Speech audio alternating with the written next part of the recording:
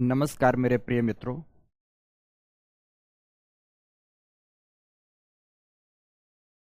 UPSC वाला इस online classroom programme में आप में से जितने विद्यार्थी उपस्थित हो चुके हैं और अभी तो लगातार उनकी उपस्थिति बढ़ती चली जाएगी। सर्वप्रथम तो आज इस प्रथम कक्षा में उन सभी का मैं स्वागत करता हूं। आफ्टर दैट बस इतना बता दूं कि प्रत्येक विद्यार्थी को इस बात की क्लैरिटी होनी चाहिए कि आज से हम अपने संकल्प बैच का प्रथम क्लास स्टार्ट करने जा रहे हैं। संकल्प बैच के बारे में जो हमारा ध्येय है, हमारा उद्देश्य है, हमने कल ही क्लियर कर दिया था कि इसका नामकरण कुछ इसलिए किया गया है कि समस्त यूपीएससी वाला टीम, जिसमें से आपके गुरुजन भी सम्मिलित हैं, उन्होंने इस बात का संकल्प लिया हुआ है कि अपने तमाम अभ्यर्थियों को वैसी कुछ गुणवत्तापूर्ण शिक्षा प्रदान करनी है कि वह अपने चरम उद्देश्य, जो सफलतागत उद्देश्य को लेकर हमारे पास उपस्थित हो रहे हैं, हमारे साथ एकाकार हो रहे हैं, उन सबके उद्देश्यों को प्राप्त कराने में हमारी संकल्पगत भूमिका हो। इसीलिए इस बैच का नाम संकल्प रखा गया है। अगेन, इसका उद्देश्य है कि वो तमाम विद्यार्थी जिन्हें यूपीएससी सिविल सर्विसेज एग्जामिनेशन का सेशन 2023-24 टारगेट करना है, नॉट 22-23, 23-24 टारगेट करना है, वो समस्त विद्यार्थी उसमें एडमिशन लें और अपनी मनोवांछित ज्ञान लाभ को यहां से प्राप्त कर पाएं। मैं राजेश मिश्र आप लोगों को इस बैच में 3 महत्वपूर्ण खंडों का अध्यापन कार्य कराऊंगा। एक तो आपका ज्योग्राफी होगा, भूगोल विषय, दूसरा पर्यावरण एवं पारिस्थितिकी होगा, और तीसरा आपदा एवं आपदा प्रबंधन होगा। आज की इस कक्षा के अंतर्गत हम समझने की कोशिश करेंगे कि आखिर ये तीनों टॉपिक एक दूसरे से अलग हैं, ये तीनों 3 अलग सब्जेक्ट हैं, ये तीनों के तीनों ज्योग्राफी के ही मूल अंग हैं, ये भी समझने का प्रयास करेंगे। आज की इस कक्षा का उद्देश्य है मेरा कि मैं अपने इस विषय के बारे में, इसकी महत्ता के बारे में, इसकी प्रकृति के बारे में सब कुछ आपको एक एक शब्द समझा सकूं। पहला तो इन तमाम बातों को रोकते हुए आप सभी लोगों को पुनः धन्यवाद करता हूं।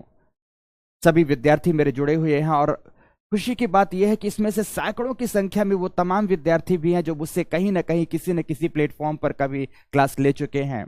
उन सबको बता दूं कि मेरी उपस्थिति मित्रों अब आप सब के लिए फिजिक्स वाला द्वारा शुरू किए गए सिविल सर्विसेज के प्रोग्राम यूपीएससी वाला में रहेगी। आप अगर मुझसे परिचित हैं या आप किसी को भी रिकमेंड करना चाहते हैं तो आप फिजिक्स वाला के लिए प्रॉपरली रिकमेंड करें, ताकि उन्हें उनकी सफलता के उद्देश्यों में आगे बढ़ाने में, उनको सही पथ दिखाने में हम सबकी भूमिका सब तक पहुंच पाए। ओके मित्रों, तो अब इतने तमाम विद्यार्थियों के नाम तो लिए नहीं जा सकते हैं, पर ध्यान रखिए मैं आप सबसे में से कई विद्यार्थियों से परिचित हूं और जिनसे नहीं भी हूं, बहुत ही तत्क्षण कुछ ही दिनों की कक्षाओं में ऑलमोस्ट आप सबके नाम से आपसे परिचित हो जाऊंगा। ये ऑनलाइन कक्षाओं का प्लेटफॉर्म कुछ ऐसा होता है कि आपकी तस्वीरें भी मेरे सामने नहीं होती, आप तो सामने होते ही नहीं हैं, तो तस्वीरों से भी हम आपको समझ नहीं पाते, बट आपके नाम के जो ये इम्प्रिंट्स हैं हमारे मस्तिष्क में निश्चित रूप से धीरे धीरे बैठते जाते हैं कि हमारी कक्षा में इतने विद्यार्थी हैं और इनमें से कुछ अमुक अमुक नाम के विद्यार्थी हैं जिनसे हमारा एकाकार प्रतिदिन की कक्षाओं में होता रहता है। तो मोस्ट वेलकम अगेन मित्रों, और अब आते हैं हम सीधे अपने विषय वस्तु पर बात करने के लिए। सीधे विषय वस्तु पर। पहली बात यहां आपको समझना है कि आखिर भूगोल क्या है, भूगोल की प्रकृति क्या है, भूगोल की प्रकृति के साथ साथ इसकी अपनी महत्ता क्या है। इन तमाम बातों को आज की इस कक्षा में मित्रों आपको समझना है। आपको समझना है। क्लास स्टार्ट करने से पूर्व ध्यान से सभी के सभी कुछ निर्देशों को समझेंगे। कहते हैं ना कि अगर आप अपने अधिकारों की बात करते हैं तो कुछ कर्तव्य भी होते हैं जिनका निर्वहन करना होता है। तो कर्तव्यों की श्रेणी में सभी के सभी विद्यार्थी मेरी पहली बात का अनुसरण करें। सबसे पहली बात क्या होगी, अभी टॉपिक स्टार्ट नहीं कर रहा हूं, बस 5 मिनट आपसे आपके कर्तव्यों की बात करना चाहूंगा। पहला कर्तव्य है कि अगर आप लोग मोबाइल फोन से, किसी भी मोबाइल फोन से आप क्लास ले रहे हैं तो चलते फिरते हुए क्लास नहीं लेंगे। पहला निर्देश ध्यान से सुने, चलते फिरते हुए क्लास नहीं लेंगे। आप ये फील करिए कि ये जहां पर भी आप क्लास ले रहे हैं वो आपका एक क्लासरूम है। चलिए सभी फील करिए। और क्लासरूम है तो आपको एटमॉस्फेयर भी क्लासरूम जैसे बनाना है। आपके पास एक टेबल होनी चाहिए प्रॉपरली, एक चेयर होनी चाहिए प्रॉपरली। तो चेयर में बैठिए और अपने फोन को, मोबाइल फोन को या लैपटॉप को, जो भी है आपके पास, ईयरफोन से कनेक्ट करिए। ईयरफोन से नहीं भी कनेक्ट करना तो कोई दिक्कत नहीं, आप लाउड वॉल्यूम में रखिए उसे। धीरे धीरे एक एक करके काम करें। पहले आप, अगर मोबाइल फोन से आप देख रहे हैं तो मोबाइल फोन वर्टिकल नहीं, हॉरिजेंटल मोड पर एकदम फ्री हैंड्स के लिए सामने रख दीजिए। टेबल पे सामने रखा होना चाहिए। कुछ ऐसा रखिए कि आपको दिखता रहे, देखने के लिए आपको जद्दोजहद नहीं करनी पड़े। कुछ ये काम करते जाएं। पहली कक्षा है इसलिए आज ये सब बातें कर रहा हूं। रख दिया आपने मोबाइल फोन ना, करते चलिए ये सारी चीजें। दूसरी बात, आप सबके पास टेबल में एक बढ़िया से फ्रेश कॉपी होनी चाहिए, नोटबुक जिसे आप कहते हैं, है ना। थोड़ा सा इस एग्जामिनेशन की डिमांड और पढ़ने के तौर तरीके थोड़ा सा भिन्न होंगे और उस भिन्नता में आप सबको शिक्षकों का सहयोग देना है। आज से आपकी पहली कक्षा शुरू हो रही है। उस कक्षा में मेरी जिम्मेदारी बनती है कि मैं ये तमाम चीजें भी आपको बताऊं। एकदम शुरुआत करते हैं। सभी के पास एक फ्रेश कॉपी होनी चाहिए जिसमें कुछ भी नहीं लिखा हुआ हो। संभव हो तो 2-3 रंगों की पेन रखिए, रेड हो, ब्लू हो, ब्लैक हो, ग्रीन भी हो चलेगा। कम से कम 2-3 कलर की पेन रखें, मतलब 2-3 पेन रखनी है आपको। बताता हूं, कुछ मैजिक करेंगे मित्रों इस कक्षा के अंतर्गत। तमाम आगे आने वाली कक्षाओं में मैजिक हो। आप इस विषय को कुछ इस तरह से आत्मसात कर पाए कि इस विषय से ना केवल प्रेम हो जाए बल्कि यह विषय आपकी एक जीवन शैली बन जाए। इसका प्रयास इन कक्षाओं में मैं करूंगा। और मित्रों यह भी बता दूं कि पिछले 11-12 वर्षों में सतत प्रयासों में हमेशा सफल भी रहा हूं। इसीलिए हमेशा एक बात यह कही जाती है कि राजेश मिश्र सर की क्लास से आरंभ तो सामान्य तरीके से होता है लेकिन अंत प्यार से लबालब भरे तरीके से होता है। इस विषय के साथ, शिक्षक के साथ और अपने जीवन शैली के साथ तमाम चीजों पर मित्रों परिवर्तन आएगा। पहले कुछ बातें आप करते चले जाएं। हो गया ना इतना? कॉपी आपके सामने होनी चाहिए, नोटबुक का पहला पेज ओपन होना चाहिए। पेन आपके सामने, सारी पेन ओपन करके रखें। यस, इतनी चीजें हो गई। अब दूसरी चीजें हैं। सभी के सभी आज तो हम नहीं कर सकते, अब आज क्लास स्टार्ट हो चुकी है। नेक्स्ट क्लास जो हमारी कल से होने जा रही है कि शाम की जो क्लास होगी आपकी, उसके लिए एक आवश्यक शर्त है कि आप अपने मोबाइल फोन में जिसके संपर्क वाले नंबर हैं, उन सबको एक मैसेज करेंगे कि ये मेरा टाइमिंग होगा क्लासेस का, इस टाइम पर मुझे कोई भी फोन ना करें। सभी को मैसेज करेंगे, एक साथ सभी को मैसेज फॉरवर्ड करिएगा कि ये मेरी क्लासेस का टाइम है, इस पर मुझे कोई डिस्टर्ब नहीं करेगा, कोई फोन नहीं करेगा, आप लोग किसी का भी फोन रिसीव नहीं करेंगे। मित्रों आपको यह बता दें कि अगर सर्वोत्तम उद्देश्य से, क्योंकि मैं ये मानता हूं कि भारत में अगर यूपीएससी सिविल सर्विसेज की तैयारी कर रहे हैं, ब्यूरोक्रेसी में आना चाहते हैं, तो ब्यूरोक्रेसी भारत में इतना प्रेस्टिजियस जॉब है कि निश्चित रूप से इसे आप जब सर्वोत्तम मानते होंगे तभी इस एग्जामिनेशन की प्रोसेस पर आगे बढ़ना चाहते हैं। इस सर्वोत्तम एग्जामिनेशन की प्रिपरेशन अनमने ढंग से तो नहीं की जा सकती, हीला हवाली करते हुए तो नहीं की जा सकती है। इसके लिए पूरी तल्लीनता दिखानी होगी आपको, पूरा तन्मयता के साथ आपको इसमें लगना होगा। तो तन्मयता से लगना है तो कक्षाओं के बीच में किसी भी प्रकार का डिस्टरबेंस भी नहीं होना चाहिए। डिस्टरबेंस नहीं हो इसके लिए आप सभी को आज क्लास समाप्त होते ही, कल तो मैं ये संकल्प बैच का जो ओरिएंटेशन लिया था, कल मैं ये बात नहीं कह पाया, लेकिन आज कहता हूं, आज भी आप सभी यूट्यूब लाइव कक्षा में हैं, सभी को मैसेज करेंगे, सभी को फोन करेंगे कि कक्षाओं के समय पर कोई भी विद्यार्थी किसी भी स्थिति पर विद्यार्थी या कोई भी रिश्तेदार डिस्टर्ब नहीं करेगा। आपने यह कह दिया, ये सारी चीजें हो गई, और अब बचती है हमारी जिम्मेदारी। आपने अपनी जिम्मेदारी पूरी कर ली, अब मेरी जिम्मेदारी को समझना। आज से हम लोग आरंभ करना चाह रहे हैं अपने विषय ज्योग्राफी को। तो सबसे पहले आप ज्योग्राफी की प्रकृति को समझेंगे, ज्योग्राफी के पाठ्यक्रम को समझेंगे, इसकी महत्ता को समझेंगे, एटसेट्रा एटसेट्रा। पर कुछ बातें हैं जिन्हें मैं अवश्य समझा दूं। कई बच्चों के प्रॉपरली आ रहे हैं मैसेज कि क्या सर ये क्लास रिकॉर्डेड है? नहीं मेरे प्यारे दोस्तों, विभाष हैं, प्रीतम हैं, अनुराधा है, विनोद है, राघव है, हर्षित है, पल्लवी है, माधव है, चैट पैड मेरे सामने खुला हुआ है, सबके मैसेजेस भी देख रहा हूं, और ये देखकर मैं सबके जवाब नहीं दे सकता, अदरवाइज क्लास हाईजैक्ड लगेगी। आप में से एक भी विद्यार्थी अगर ये सोचे कि वो अच्छे पूरे मनोयोग के साथ पढ़ना चाहता है और बार बार मैं चैट पैड की तरफ नजर डाल के किसी के कमेंट्स पढ़ता रहूं, तो आपकी क्लास बाधित होगी या नहीं बाधित होगी?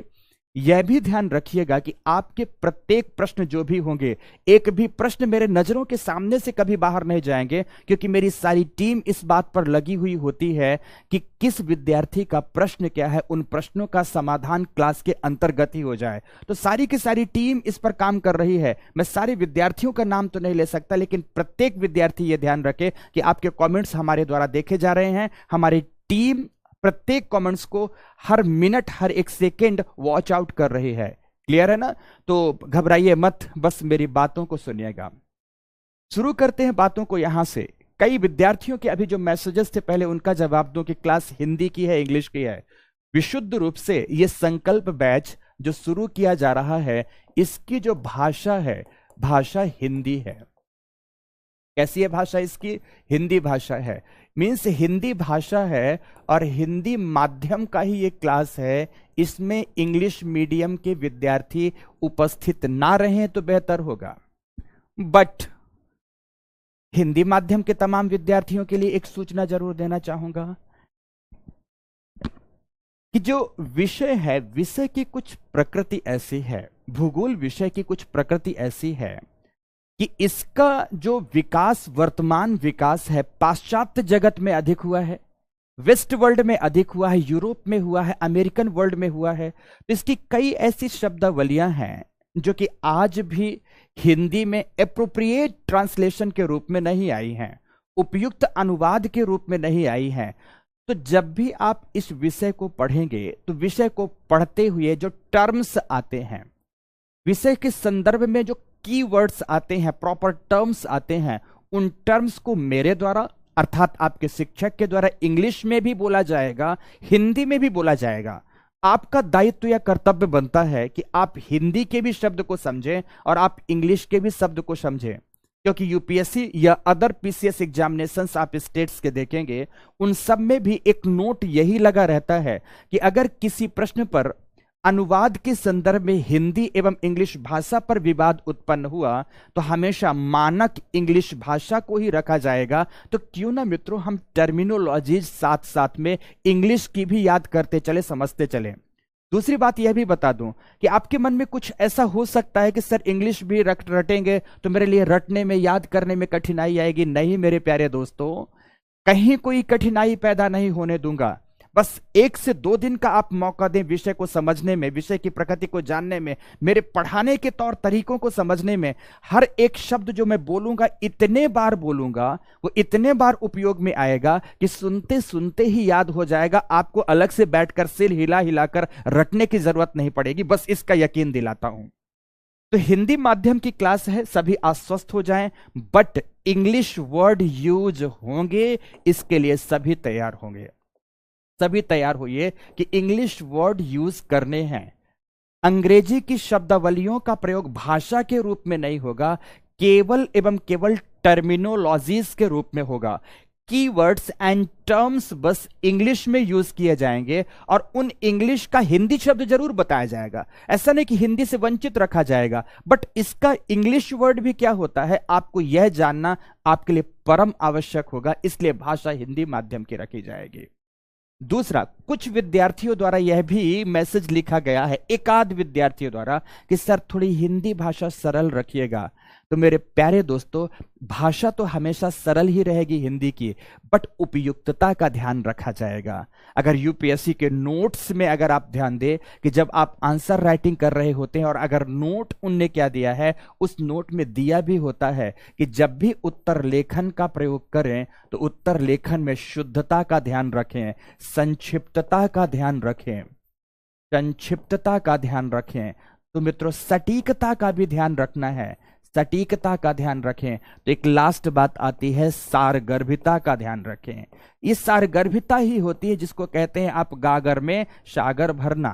तो कई बार जो ये ध्यान रखो, शुद्धता होनी चाहिए, आपके शब्द एक्यूरेट हों, समझ रहे हैं मेरी बात की नहीं, कहीं कोई त्रुटि नहीं होनी चाहिए, ब्रीफ हो शब्द, समझ रहे हैं मेरी बात। और ये जो सटीकता, जहां बात एक्यूरेसी की गई है, तो एक्यूरेसी का मतलब है कि जहां जिस संदर्भ में जिस हिंदी भाषा के शब्द का प्रयोग किया जाना चाहिए वहां उसी संदर्भ में उसका प्रयोग किया जाए, अदरवाइज अर्थ का अनर्थ निकलने लगता है। तो सटीकता का ध्यान रखना है।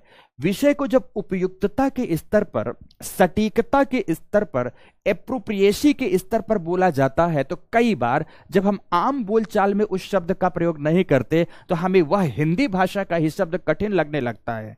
इसलिए मेरे तमाम प्यारे मित्रों, मेरे प्यारे दोस्तों, आप सबको मेरा सुझाव होगा कि जो भी नया शब्द आता है, जिस नई शब्दावली को आप सुनते हैं, उसे आत्मसात करने के प्रयास करेंगे, उसे स्वग्रहण और स्वांगीकरण करने का प्रयास करेंगे, ताकि आप उस शब्द के साथ अपने आगे की पढ़ाई को आगे बढ़ा पाएं। समझ रहे हैं मेरी बात की नहीं? वो शब्द उपयुक्तता का होगा, सारगर्भिता का होगा। सारगर्भिता का आशय केवल इतना है कि कई बार हम किसी बात को समझाने के लिए कहने लगते हैं, जैसे मान लीजिए किसी से बात हुई, हमने कोई प्रश्न पूछा, तो आप कहने लगते हैं sir I mean to say that that this this this, ये सब करने लगते हैं। ये सब करने की जरूरत नहीं है। सारगर्भिता का मतलब होता है एकदम पंचिंग वर्ड्स में बोलना कि सर मेरा मतलब यह वह नहीं है, दिस वन यही है जैसे भाव जब आप बताते हैं तब सारगर्भिता की बात आ जाती है, गागर में सागर भरने की बात आ जाती है। तो मित्रों ध्यान रखें, जब भी राजेश मिश्र सर उत्तर लेखन के क्रम में, टेक्स्ट लेखन के क्रम में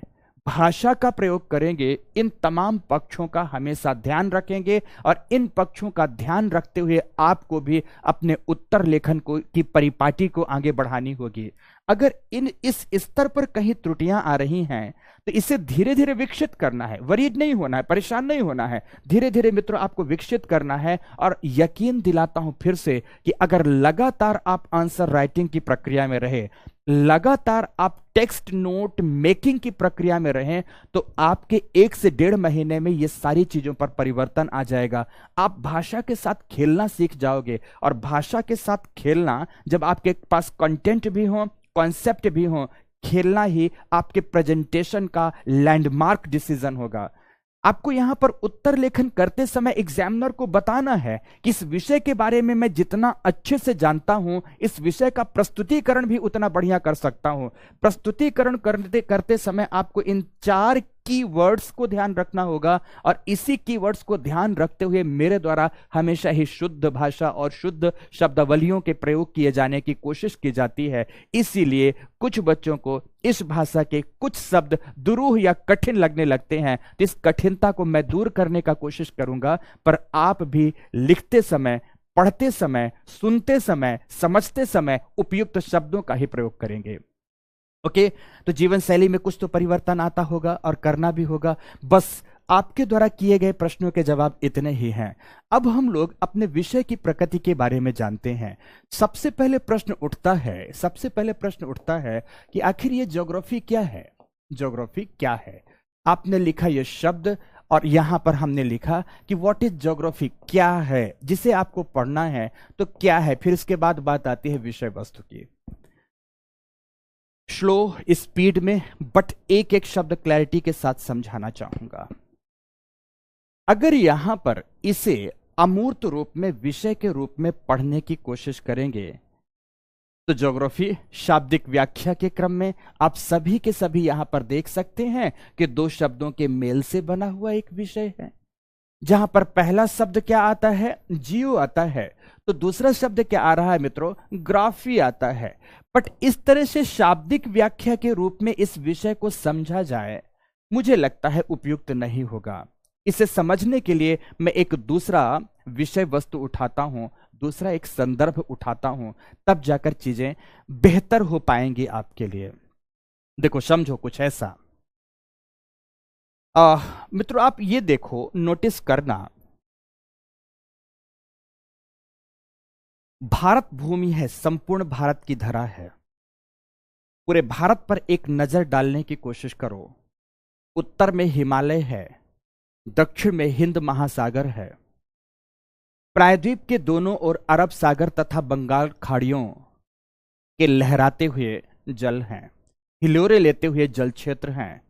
तो मध्यवर्ती पठारी भाग है, तो पठार एवं उत्तर के पर्वतीय क्षेत्रों के मध्य मैदान हैं। अर्थात संपूर्ण भारतीय उपमहाद्वीप को अगर आप देखो तो पूरे उपमहाद्वीप क्षेत्र में भौगोलिक विविधता है। कहीं पर्वत हैं, कहीं पठार है, कहीं मैदान है, तो कहीं घाटियां हैं, कहीं तटीय मैदान है, तो कहीं पर सागरीय जल के तट प्राप्त होते हैं, विस्तृत तट प्राप्त होते हैं, भूआकृतिक विविधता प्राप्त हो रही है। तो दूसरी तरफ देखो, जलवायविक विविधता भी है। मालाबार तट की जलवायु पश्चिमी राजस्थान के जलवायु से सिमिलैरिटी नहीं रख रही होगी। पूर्वोत्तर भारत की जलवायु भारतीय प्रायद्वीपीय पठार के जलवायु से समानता नहीं रखती होगी। क्योंकि जलवायविक विविधता है, भौगोलिक विविधता है, तो संपूर्ण भारत में रहने वाले लोगों की प्रकृति को भी आप देखो कि लोगों की सांस्कृतिक प्रकृति में भी विविधता देखने को मिलती है।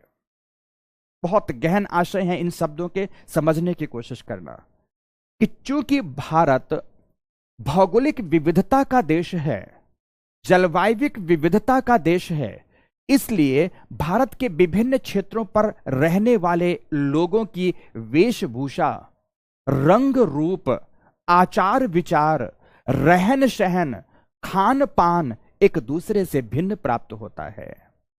प्रायद्वीप के तटीय क्षेत्रों पर, तमिलनाडु तथा केरल के तट पर, मालाबार तट पर रहने वाला लोग अगर लुंगी धारण करता होगा, तो कश्मीर पर रहने वाला लोग ठंडी से बचने के लिए मोटा लबादा या चोंगा धारण करता है। उत्तर भारत के मैदानी क्षेत्रों में अगर धोती कुर्ते का चलन है, तो पश्चिम के राजस्थान में रंग बिरंगे कपड़ों के साथ साथ मोटी पगड़ी धारण करने का चलन है, प्रचलन है। मित्रों, उत्तर भारत में, उत्तर के पर्वतीय क्षेत्र में अगर गौर वर्ण के लोग होते हैं, जिसको गोरा रंग कहते हैं आप, तो प्रायद्वीप में श्यामल वर्ण के लोग पाए जाते हैं। तो आखिर मानव जाति की संस्कृतियों में इतना विभेद कैसे पैदा हुआ? मानव जाति के खान पान में कहीं तो शाकाहार का प्रचलन अधिक होगा, तो कहीं शाकाहार के साथ साथ मांसाहार का भी प्रचलन होगा। आखिर खान पान में परिवर्तन क्यों हुआ? कहीं तो मित्रों चावल दाल खाने की खूब परिपाटी है हमारे बिहार में, पूर्वी उत्तर प्रदेश में, तो कहीं पर शाक भाजी और रोटी खाने की परंपरा है। आप पंजाब से लेकर पूरी पश्चिमी राजस्थान और कच्छ के रण तक चले जाइए, रोटी खाने की ही बात की जाएगी। तो मैं क्या कहना चाहता हूं, तो कहीं तो इडली खाया जाएगा, कहीं सांभर इडली खाने की परंपरा होगी, डोसा खाने की परंपरा होगी। तो आखिर क्यों खान पान में इतना अंतर आया? क्यों रंग रूप में इतना अंतर आया? क्यों वेशभूषा में इतना अंतर आया? क्यों परिधानों में इतना अंतर आया? इन तमाम विषय वस्तुओं को समझने का जो विषय है वह कोई और नहीं बल्कि आपका ज्योग्राफी है, आपका भूगोल है। मित्रों, हमारे जीवन के जितने भी राग रंगनियां हैं, आमोद प्रमोद हैं, हमारे विनोद के साधन हैं, उन सब में भी देखो कई तरह से अंतर देखने को मिलता है। और ऐसे लगता है कि जलवायु और भू आकृतिक परिवर्तनों से उन सब में भी कहीं ना कहीं या कि एक सूत्रता देखने को मिलेगी या विविधता देखने को मिलेगी। एक बात समझने की कोशिश करना, जब भारत को आप देखते हो और भारत के पड़ोसी देशों को देखते, थोड़ा सा इतिहास के परिप्रेक्ष्य में चलने की कोशिश करो, फिर मैं एक बार जलवायु में लाते हुए इस विषय की प्रकृति को समझाने की प्रयास करूंगा। अगर भारत की भौगोलिक सीमाओं को देखने की कोशिश करो तो आप नोटिस करना कि ऐतिहासिक कालखंड से भारतीय उपमहाद्वीप में जिन शासक वर्गों के शासन रहे हैं, उन्होंने कभी दूसरे देश की भौगोलिक सीमाओं का अतिक्रमण नहीं किया। भौगोलिक सीमाओं का अतिक्रमण अगर कभी एकाध संदर्भ में हुआ भी है तो वहां के आर्थिक संसाधनों को दोहन करना, वहां के आर्थिक संसाधनों का रॉबरी पूर्ण दोहन करना, यह कभी भी उद्देश्य भारतीय शासकों का नहीं रहा है। लेकिन ऐसा क्यों कि भारत में प्राचीन काल से लेकर औपनिवेशिक काल तक तमाम विदेशी आक्रमणकारी आक्रांता आते गए और यहां संसाधनों का दोहन करते चले गए। तो आखिर ऐसा क्या है कि हमारी प्रकृति में आक्रमण की प्रकृति है ही नहीं, हम आक्रामक प्रकृति के है ही नहीं। जबकि अगर आप देखेंगे, मंगोलों को देखेंगे, आप पर्शियन को देखेंगे, आप समझ रहे मेरी बात, अफगानी को देखेंगे, आप टर्किश लोगों को देखेंगे, इनके अंदर वह आक्रामकता ऐतिहासिक संदर्भ में देखने को मिलती है। इसके पीछे की वजह भी मित्रों भूगोल रहा है। बेसिकली अगर भारत के संदर्भ में देखेंगे तो भारत की धरा खाद्यान्न उत्पादन की दृष्टिकोण से हमेशा ही संपन्न रही है। अगर उत्तर भारत के मैदानी क्षेत्रों को देखो, गंगा है, सिंधु है, ब्रह्मपुत्र है तथा इनकी तमाम सहायक नदियां हैं। इन सभी नदियों में सालों भर उपलब्ध निर्मल पेयजल है, सिंचाई के लिए उपलब्ध शुद्ध जल है। और दूसरी तरफ आप देखो, उर्वर धरा है, जहां पर हर साल प्रत्येक वर्ष किसी भी जलवायविक दशा में एडवर्स कंडीशन में भी इतना खाद्यान्न फसलों का उत्पादन होता है कि हम भूख के लिए किसी के ऊपर आक्रमण नहीं कर सकते। अगर पग पग में गंगा, सिंधु, ब्रह्मपुत्र तथा उनके सहायिकाओं का निर्मल जल हमें पीने के लिए उपलब्ध है, शस्य श्यामला धरती मां हमारी अगर इतनी उपज पैदा कर रही है कि हम विभिन्न प्रकार के खाद्यान्न, शाक सब्जी, फल फूल इतना उत्पादित कर रहे हैं कि हमारी आत्मा भोजन की दृष्टि से तृप्त है, तो जल्दी से बताओ, जब हमारा पेट ठीक से भरा होता है तो हमारे विचारों में आक्रामकता आती है या नहीं आती? तो आप कहोगे नहीं सर, तब फिर कोई आक्रामकता नहीं रहती। लेकिन जहां मंगोल की बात करेंगे, मंगोलिया का पूरा भौगोलिक पृष्ठभूमि देखिए, जहां आप मध्य एशिया की बात करेंगे, जहां आप पश्चिम एशिया की बात करेंगे, मरुस्थल क्षेत्र हैं। ज्यादातर इनका भूभाग मरुस्थलीय है, पठारी है, पर्वतीय है, जहां पर भोजन के लिए भी लोगों को जद्दोजहद करनी पड़ती है। अधिकतर समुदाय यहां का चरवाहक समुदाय है, चलवाशी पशुचारण की क्रिया करता है और पशुओं के लिए चारे तक उपलब्ध नहीं रहते हैं। तो भोजन की चाह में, चारे की चाह में इन्हें संसाधन चाहिए होंगे या नहीं चाहिए? आपका जवाब होगा यस सर, निश्चित रूप से इन्हें संसाधन चाहिए होंगे। तो इन्हें संसाधन कहां की ओर दिखाई दिया? भारतीय उपमहाद्वीप की ओर दिखाई दिया। तो लगातार इनके अंदर आक्रामकता की प्रवृत्ति इस उद्देश्य से पनपती चली गई कि हमें भारतीय भूभाग से अपने जीवित रहने के लिए संसाधनों का एकत्रण करना होगा। इसीलिए लगातार ऐतिहासिक पृष्ठभूमि में देखें तो भारत पर आक्रमण होता रहा। तो हमारी शांति प्रकृति, जिसमें वसुधैव कुटुंबकम का भाव हमारे अंदर निहित था, तो हमारी शांत प्रकृति के पीछे का जो ध्येय है, जो कारण है, उसके पीछे भी भूगोल रिस्पॉन्सिबल है। तो ध्यान से सुनना, जबकि इसके पीछे अगर आप पश्चिम एशिया देखें, आप मध्य एशिया और मंगोल क्षेत्र को देखें, इनकी आक्रामकता की प्रकृति के पीछे रिस्पॉन्सिबल फैक्टर कोई और नहीं बल्कि भूगोल है। अर्थात हमारी प्रकृतियां भूगोल द्वारा कैसे जन्म दी जाती हैं, आप इस बात को भी यहां से समझ सकते हैं। मित्रों, जलवायविक पृष्ठभूमि में अंतिम अगर उदाहरण दें कि देखना, समझने की कोशिश करना, मॉनसून बारिश की प्रकृति होती है कि alternate wet and dry condition है। एक बार वर्षा प्राप्त होगी तो एक बार शुष्कता का कालखंड आएगा। ग्रीष्म काल की तपती हुई दोपहरी के उपरांत जैसे ही मानसून आरंभ होने वाला होगा, तो मई के अंतिम सप्ताह या जून के प्रथम सप्ताह में मानसून की जब पहली बूंदें मालाबार तट को भिगोती हैं, मालाबार तट को तरबतर कर रही होती हैं, तो मित्रों, जल की बूंदों के प्रहार से मिट्टी से निकली हुई शोंधी खुशबू उस मालाबार तट में उमंग पैदा करती है, और वही उमंग वहां के सांस्कृतिक जीवन में किस रूप में प्रकट होता है? मोहिनी अट्टम जैसे सांस्कृतिक पर्व के रूप में प्रकट होता है। यही बारिश की बूंदें, मानसून की बूंदें जब धीरे धीरे भारत के प्रायद्वीप के दक्षिणतम छोर को भिगोती हुई उत्तर की ओर बढ़ती हैं, तो उत्तर की ओर बढ़ने के क्रम में महाराष्ट्र में तमाशा जैसा लोक नृत्य चल रहा होता है। तो महाराष्ट्र से लगे हुए गुजरात के तटीय क्षेत्रों में, महाराष्ट्र से लगे हुए गुजरात के किसके आसपास? दादरा नगर हवेली के आसपास के क्षेत्रों में अफ्रीका से आया हुआ जो ट्राइबल कम्युनिटी है वह सिंगाबोंगा डांस कर रहा होगा। यही बारिश की बूंदें जब ओडिशा के तट को तरबतर कर रही होंगी, ओडिशा के भूभाग को भिगो रही होंगी, तो मित्रों खुशी के रूप में मनाया जाने वाला पर्व वहां ओडिसी मनाया जाएगा। तो यही पश्चिम बंगाल प्लस झारखंड के तटीय क्षेत्रों में, बॉर्डर क्षेत्रों में, पुरुलिया जिले के आसपास छाऊ नृत्य के रूप में मनाया जाता है। मित्रों, मानसून के आगमन के साथ फसलों के संदर्भ में पूर्वोत्तर भारत में मनाया जाने वाला पर्व बिहू है। तो जैसे ही मानसून थपकियां लगाता है उत्तर भारत के मैदानी क्षेत्रों में, ब्रजभूमि में थपकियां लगाता है, तो ब्रजभूमि में मानसून के आगमन का स्वागत करते हुए घर घर झूले डलते हैं।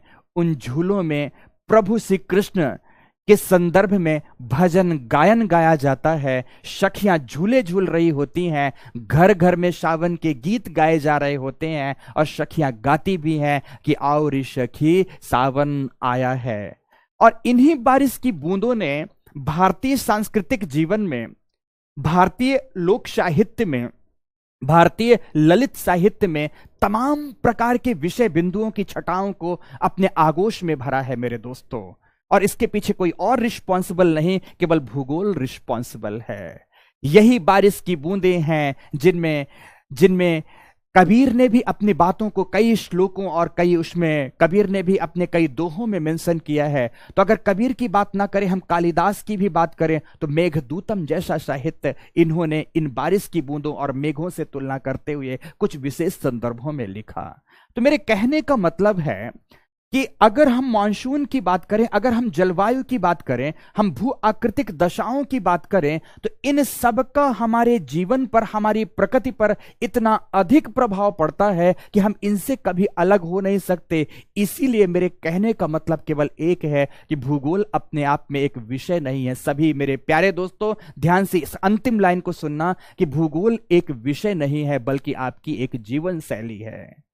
आप क्या खाओगे, क्या पियोगे, आपके जीने का तौर तरीका क्या होगा, आपके अंदर वसुधैव कुटुंबकम का भाव होगा या आक्रामकता की प्रकृति होगी, आपके स्वभाव, आपके चरित्र और आपकी प्रकृति को भी कोई और नहीं, काफी हद तक भूगोल प्रभावित करता है। इसलिए इस विषय को आप जीवन शैली के रूप में लेंगे। यह दिन प्रतिदिन सुबह उठते हैं, रात्रि काल में विश्राम में फिर से बिस्तर के आगोश में जाते हैं, तो भोर वेला से लेकर संध्या वेला तक तमाम प्रकार की मानव की क्रियाएं किसी और से नहीं बल्कि भौगोलिक दशाओं से जुड़ी होती हैं। उन तमाम विषय बिंदुओं को समझने का विषय भूगोल है, जिसे हम यहाँ कक्षागत रूप से पाठ्यक्रम के विषय वस्तुओं के रूप में समझने का प्रयास करेंगे।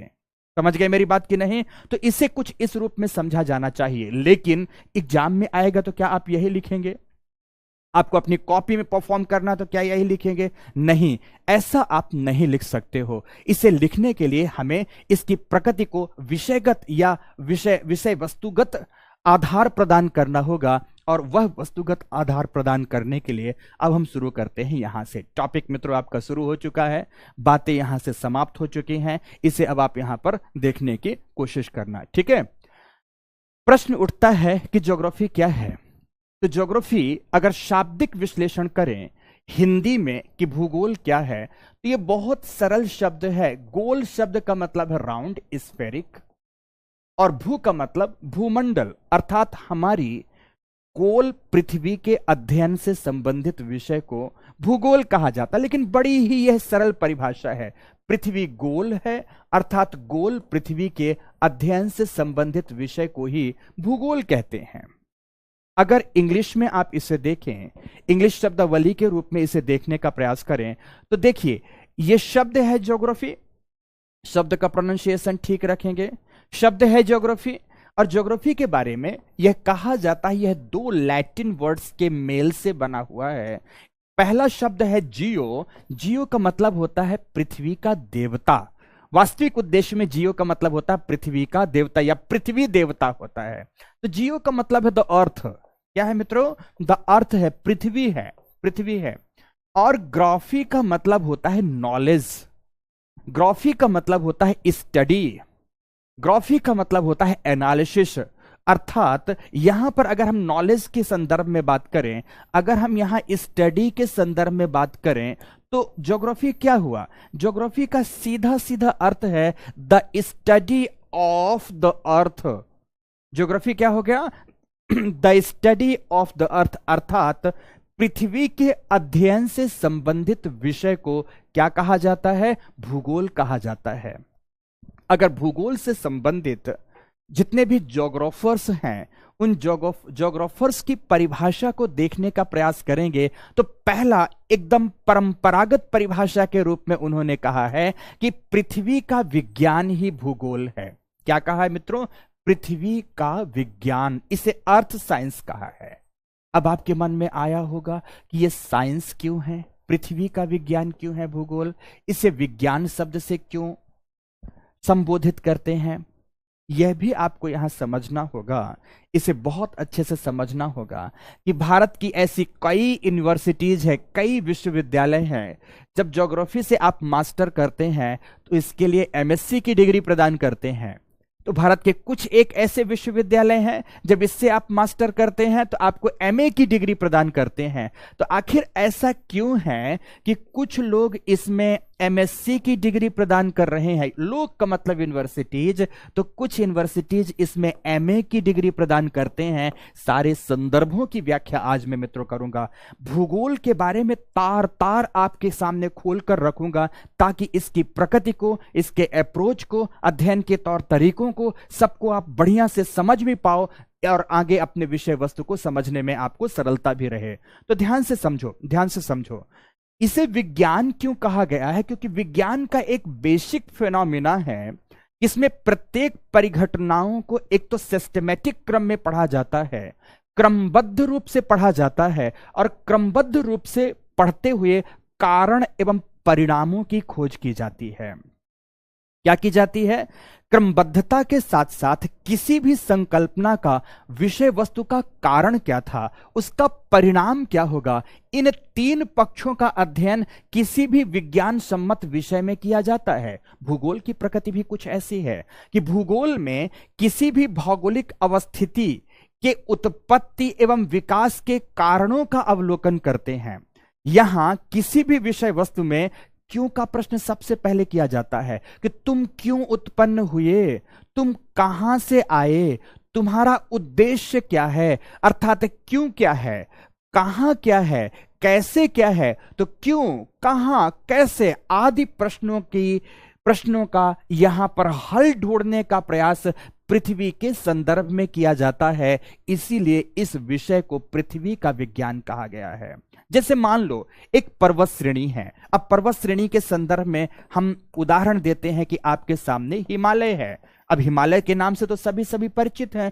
मैं अल्प्स, रॉकी, एंडीज बोलता तो एक बार हो भी सकता था कि आप में से कुछ विद्यार्थी परिचित ना होते हैं, बट निश्चित रूप से हिमालय से तो सभी के सभी परिचित हैं।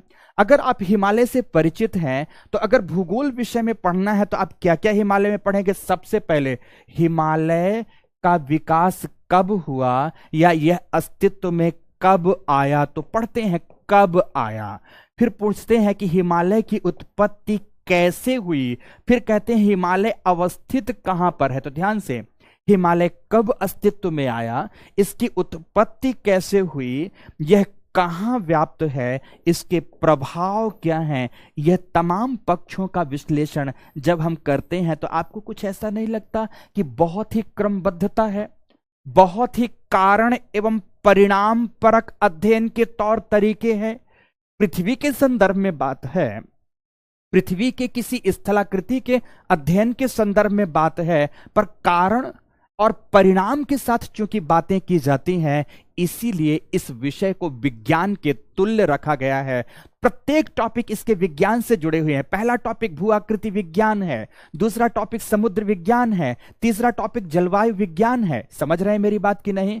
पहले टॉपिक से पूर्व भी हम खगोल विज्ञान पढ़ेंगे, अर्थात इसके विषय वस्तु विज्ञान सम्मत होते हैं, क्योंकि कारण एवं परिणामों की बात करते हैं, सिस्टमैटिक अध्ययन करते हैं, तार्किक व्याख्या प्रस्तुत करते हैं, इसीलिए इस विषय को विज्ञान के तुल्य रखा गया है। तो भूगोल को परिभाषित करेंगे सामान्य दृष्टि से तो क्या कहेंगे कि यह पृथ्वी से संबंधित विज्ञान है या पृथ्वी के अध्ययन से संबंधित विज्ञान है।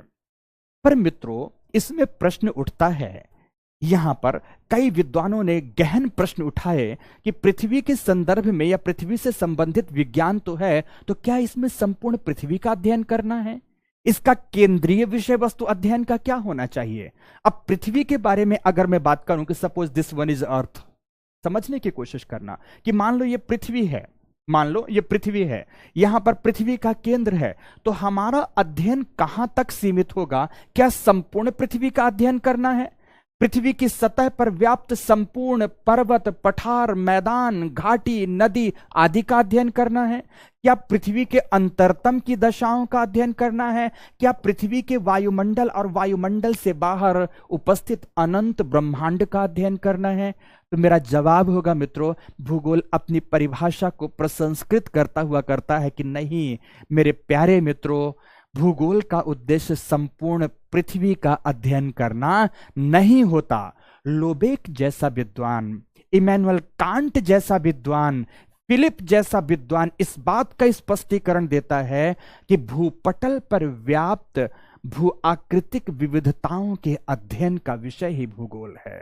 अब कठिन हो गया, मुझे पता है ये बात कठिन हो गया, पर इस कठिनता को मैं सरल करूंगा। पर पहले एक शब्द सुनने की कोशिश करो, भूपटल पर व्याप्त भू आकृतिक विविधताओं या स्थलाकृतिक विविधताओं के अध्ययन का विषय ही भूगोल है। कुछ इस रूप में परिभाषित किया गया। तो भूपटल पर क्या क्या व्याप्त है, ध्यान से समझो। यहां शब्द है, मैं लिख देता हूं, भूपटल पर व्याप्त भौगोलिक या भूआकृतिक विविधताओं के अध्ययन की बात की गई है। अब भूपटल पर व्याप्त क्या है? सबसे पहला तो महाद्वीप हैं और सागर हैं। महाद्वीपों पर क्या व्याप्त हैं? पर्वत हैं, पठार हैं, मैदान हैं, घाटियां हैं। अर्थात एक लाइन क्लियर हो गई कि भूगोल अपने परिभाषा में यह कह रहा है कि मेरा उद्देश्य पृथ्वी के अंतरतम को पढ़ना नहीं है। परिभाषा से समझने की कोशिश करना तो क्लैरिटी आ जाएगी कि मेरा उद्देश्य पृथ्वी के अंतरतम अर्थात द अर्थ इंटीरियर, पृथ्वी के आंतरिक भाग को पढ़ना नहीं है। मेरा उद्देश्य वायुमंडल से बाहर क्या है यह पढ़ना नहीं है, बल्कि मेरा उद्देश्य है पृथ्वी के भूपटल में या भूपृष्ठ में पर्वत कैसा है, पठार कैसा है, मैदान कैसा है, घाटियां कैसी हैं, इन सब का अध्ययन करना है। केवल यह भूपटल तक सीमित हो जाता है। यहां यह बात की क्लैरिटी होनी चाहिए कि यहां पर मूल रूप से भूपटल का अध्ययन करना है, और भूपटल पर या भूपृष्ठ पर, जिसे अर्थ सरफेस आप कहते हैं, अर्थ सरफेस पर उपस्थित स्थलाकृतियों का अध्ययन आपको करना है। यहां पर आपका उद्देश्य अंतरतम का अध्ययन करना नहीं है, क्योंकि जैसे ही पृथ्वी की आंतरिक संरचना का अध्ययन करेंगे यह विषय अपने आप में भूगर्भ शास्त्र हो जाएगा। क्या हो जाएगा मित्रों? भूगर्भ शास्त्र हो जाएगा। और यूपीएससी के सिलेबस में भी जियोलॉजी एक अलग विषय के रूप में पढ़ा जाता है। जैसे वायुमंडल से बाहर के विषय वस्तु को आप पढ़ेंगे तो वह विषय वस्तु स्पेस साइंस में आ जाती है, अर्थात अंतरिक्ष विज्ञान में आ जाती है। तो अंतरिक्ष विज्ञान भी अपने आप में एक विषय है, वो भी आपको नहीं पढ़ना है। आपको केवल पढ़ना है भूपटल पर व्याप्त स्थलाकृतियों को तथा वायुमंडलीय दशाओं को पढ़ना है। अब आगे चलकर इस पर भी एक प्रश्न खड़ा हुआ कि क्या केवल हमें यहां पर स्थलाकृतियों का अध्ययन करना होगा भूगोल में? क्या केवल पर्वत पठार मैदानों का अध्ययन करना होगा? जवाब आया नहीं, पृथ्वी की सतह पर व्याप्त सभी पर्वत पठारों का भी अध्ययन नहीं करना, बल्कि उन्हीं क्षेत्रों का अध्ययन करना है जो मानव जाति के लिए उपयोगी हैं। ठीक है, क्या है?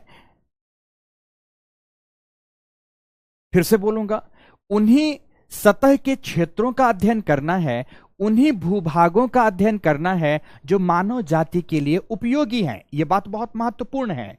जैसे यहां बात यह आ गई कि हमें भूपटल की उन्हीं स्थलाकृतियों का अध्ययन करना है जो मानव जाति के लिए उपयोगी हैं, तो उपयोगिता यहां यह साबित कर देती है कि ध्यान रखें, जहां पर मानव जाति है उसी भूभाग का अध्ययन करना होगा। जहां मानव जाति निवास नहीं कर रही है, जो भूभाग मानव जाति के लिए आवश्यक नहीं है, उनका भी अध्ययन भूगोल के अंतर्गत नहीं करना। अब मैं यहां पाठ्यक्रम को सीमित कर रहा हूं, नहीं, कई बच्चे लगातार दुनिया भर के पर्वत पठार मैदान याद करते रहते हैं, ऐसा आपको इस खंड के अंतर्गत नहीं करना है। उन्हीं क्षेत्रों का अध्ययन करना है जो मानव जाति के लिए उपयोगी होंगे, उन्हीं पर्वतों का अध्ययन करना है, उन्हीं द्वीपों का अध्ययन करना है, उन्हीं नदियों का अध्ययन करना है जो हमारे लिए किसी न किसी रूप में प्रत्यक्ष या अप्रत्यक्ष रूप में उपयोगी होंगे। उन क्षेत्रों का अध्ययन नहीं करना जिनकी कोई उपयोगिता नहीं होती है। फिर से भूगोल अपने आप को सीमित कर दिया। तो अब यहां प्रश्न उठता है कि भूगोल में पर्वत पठार मैदानों का अध्ययन करना है या मानव जाति का अध्ययन करना है? तो आगे चलकर वर्तमान जो परिभाषा एज ऑफ डिस्कवरी के बाद निकलकर आती है, अन्वेषण काल के बाद निकलकर आती है, तो भूगोल विषय का एक विस्तृत चरित्र निकलकर आता है कि भूगोल विषय में हमेशा दो विषय वस्तुओं का अध्ययन किया जाता है। अब दो विषय वस्तु कौन कौन से हो गए? एक आता है भौतिक प्रकृति का अध्ययन करना है। किसका अध्ययन करना है? भौतिक प्रकृति का अध्ययन करना है। तो दूसरी बात आ जाती है कि यहां पर मानवीय क्रियाओं का अध्ययन करना होगा, क्योंकि मानव विहीन पृथ्वी का अध्ययन किया जाना कोई औचित्य का विषय नहीं है, मानव क्रियाएं पढ़ी जाएंगी। भूगोल विषय के अध्ययन के दो कोर क्षेत्र हैं।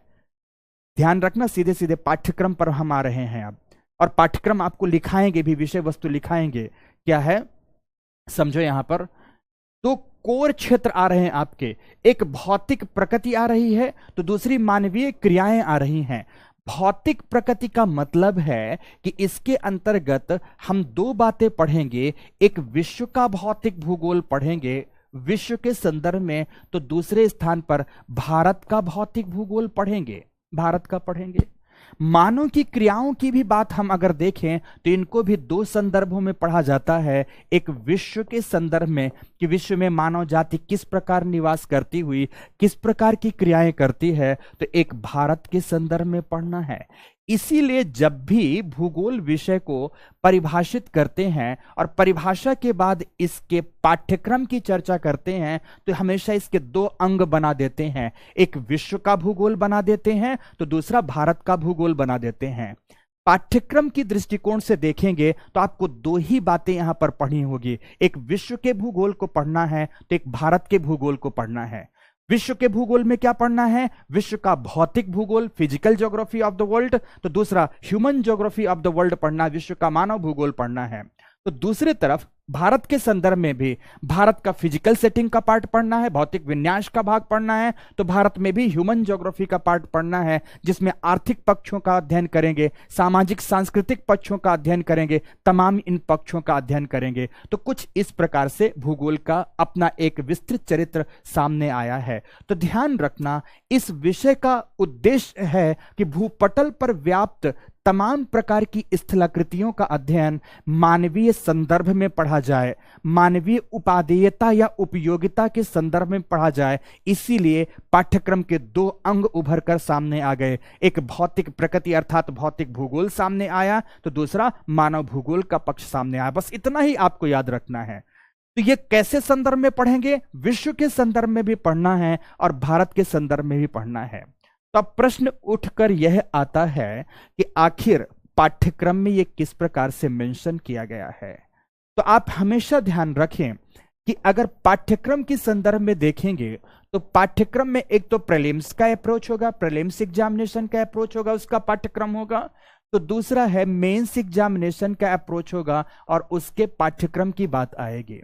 प्रीलिम्स में तो सीधी सीधी क्या बातें दी गई हैं अभी हम दिखाते हैं, बट मेंस में इसके दो प्रश्न पत्रों से संबंध आते हैं। एक पेपर फर्स्ट का संबंध ज्योग्राफी से होगा, तो दूसरा पेपर सेकंड का संबंध भी ज्योग्राफी से होगा, जिसे मैं कुछ इस रूप में आपको यहां पर सिलेबस दिखा भी देता हूं, क्या मेंशन किया गया है।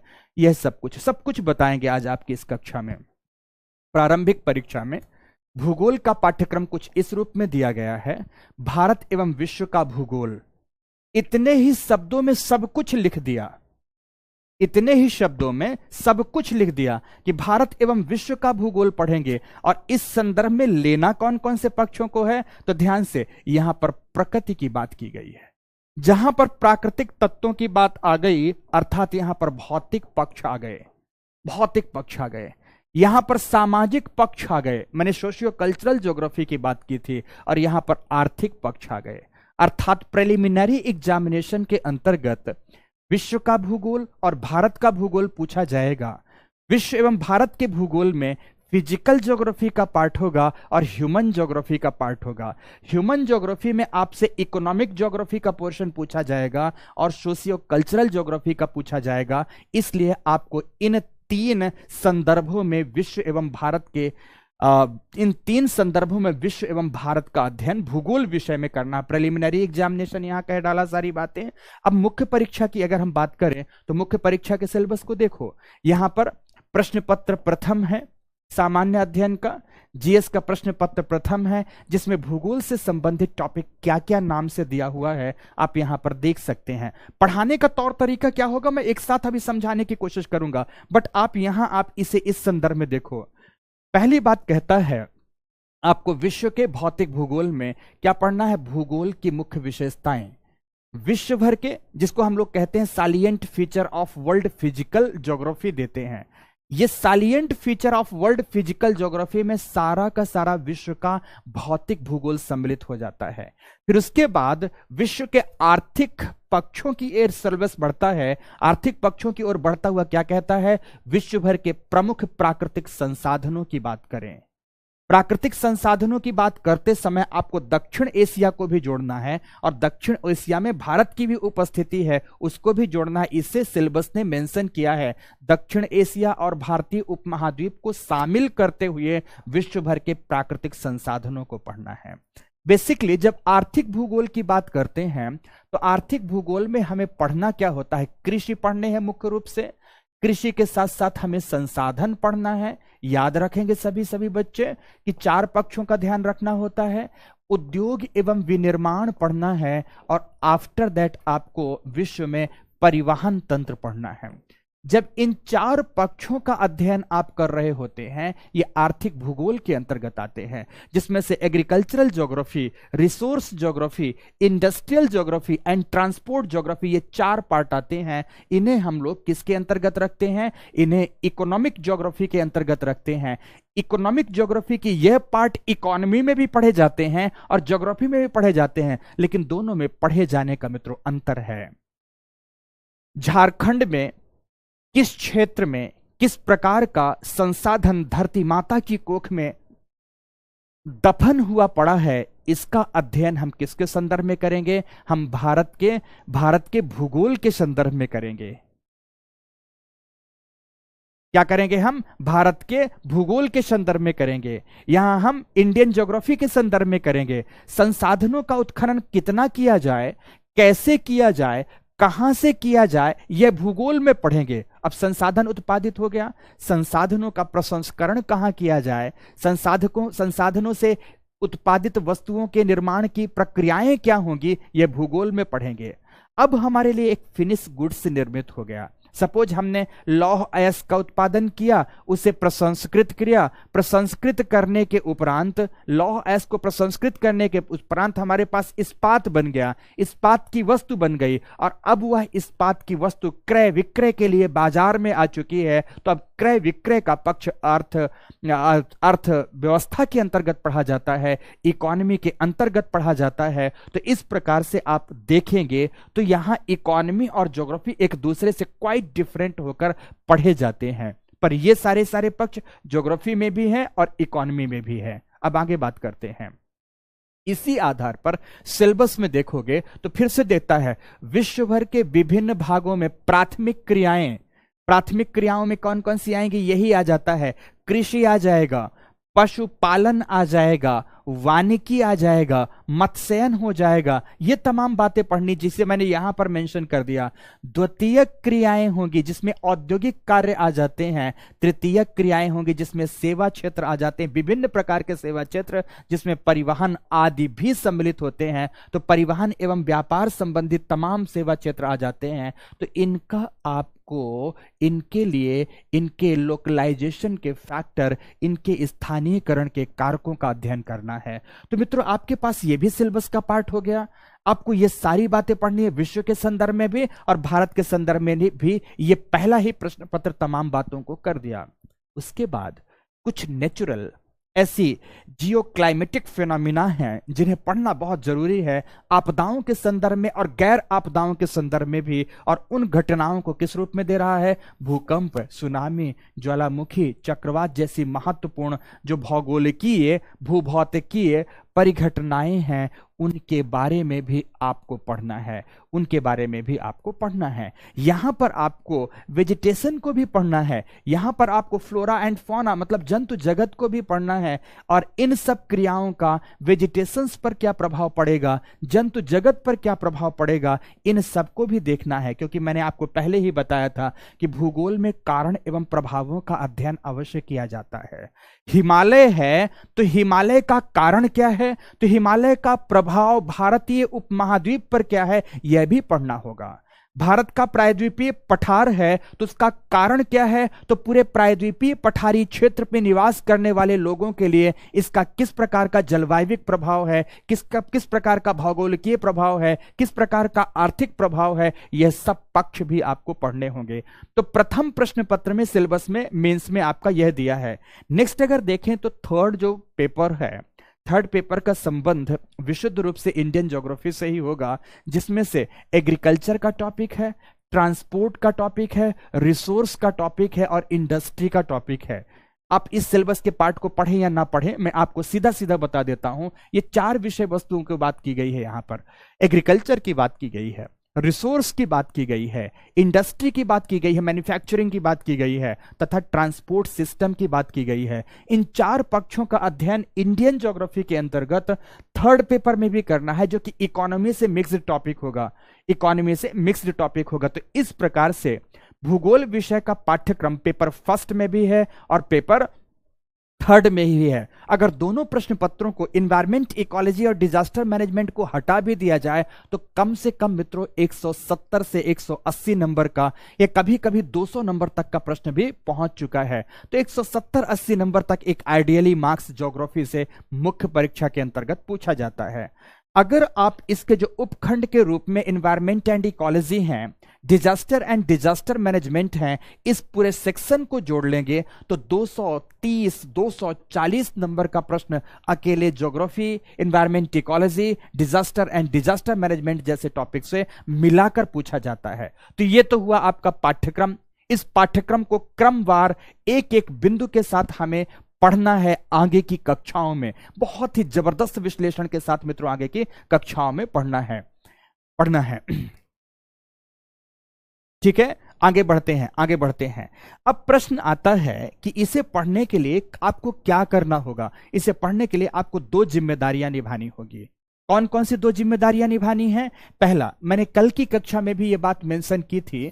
कल मीन्स जब मैंने ओरिएंटेशन क्लास लिया था तब भी मैंने आपको बताया था कि आपको 2 जिम्मेदारियां निभानी होगी। जिम्मेदारियां किसके किसके स्तर की होंगी? एक तो शिक्षक की जिम्मेदारी होगी और एक विद्यार्थी की जिम्मेदारी होगी। एक विद्यार्थी की जिम्मेदारी होगी। विद्यार्थियों की तमाम जिम्मेदारी होती हैं, अभ्यर्थियों की जिम्मेदारी होती हैं, आप जितने भी एस्पिरेंट्स हैं सिविल की, उन सबकी भी जिम्मेदारियां हैं। उस जिम्मेदारी की बात मैं पहले कर देता हूं, फिर अपनी जिम्मेदारी में आता हूं। उसमें क्या है समझना कि जब आप विषय में प्रवेश कर रहे हैं, विषय में प्रवेश करते समय कुछ बेसिक बुक्स हैं जिनका अध्ययन आपको स्वयं करना होगा। अब ये बेसिक बुक्स कौन सी हैं, इनका अध्ययन आपको कैसे करना है? बेसिक बुक्स के रूप में मैंने यहां पर तस्वीरें भी दे दी हैं जिन्हें अगर आप देखो तो समझ में आ जाएगा। पहला तो आपको इन 3 पुस्तकों को परचेज करना है। पुस्तकों में लैंड एंड पीपल्स, इंग्लिश में नाम होगा, हिंदी में देश और उनके निवासी करके, भाग 1, ये क्लास 6 की है एनसीईआरटी। किसकी है?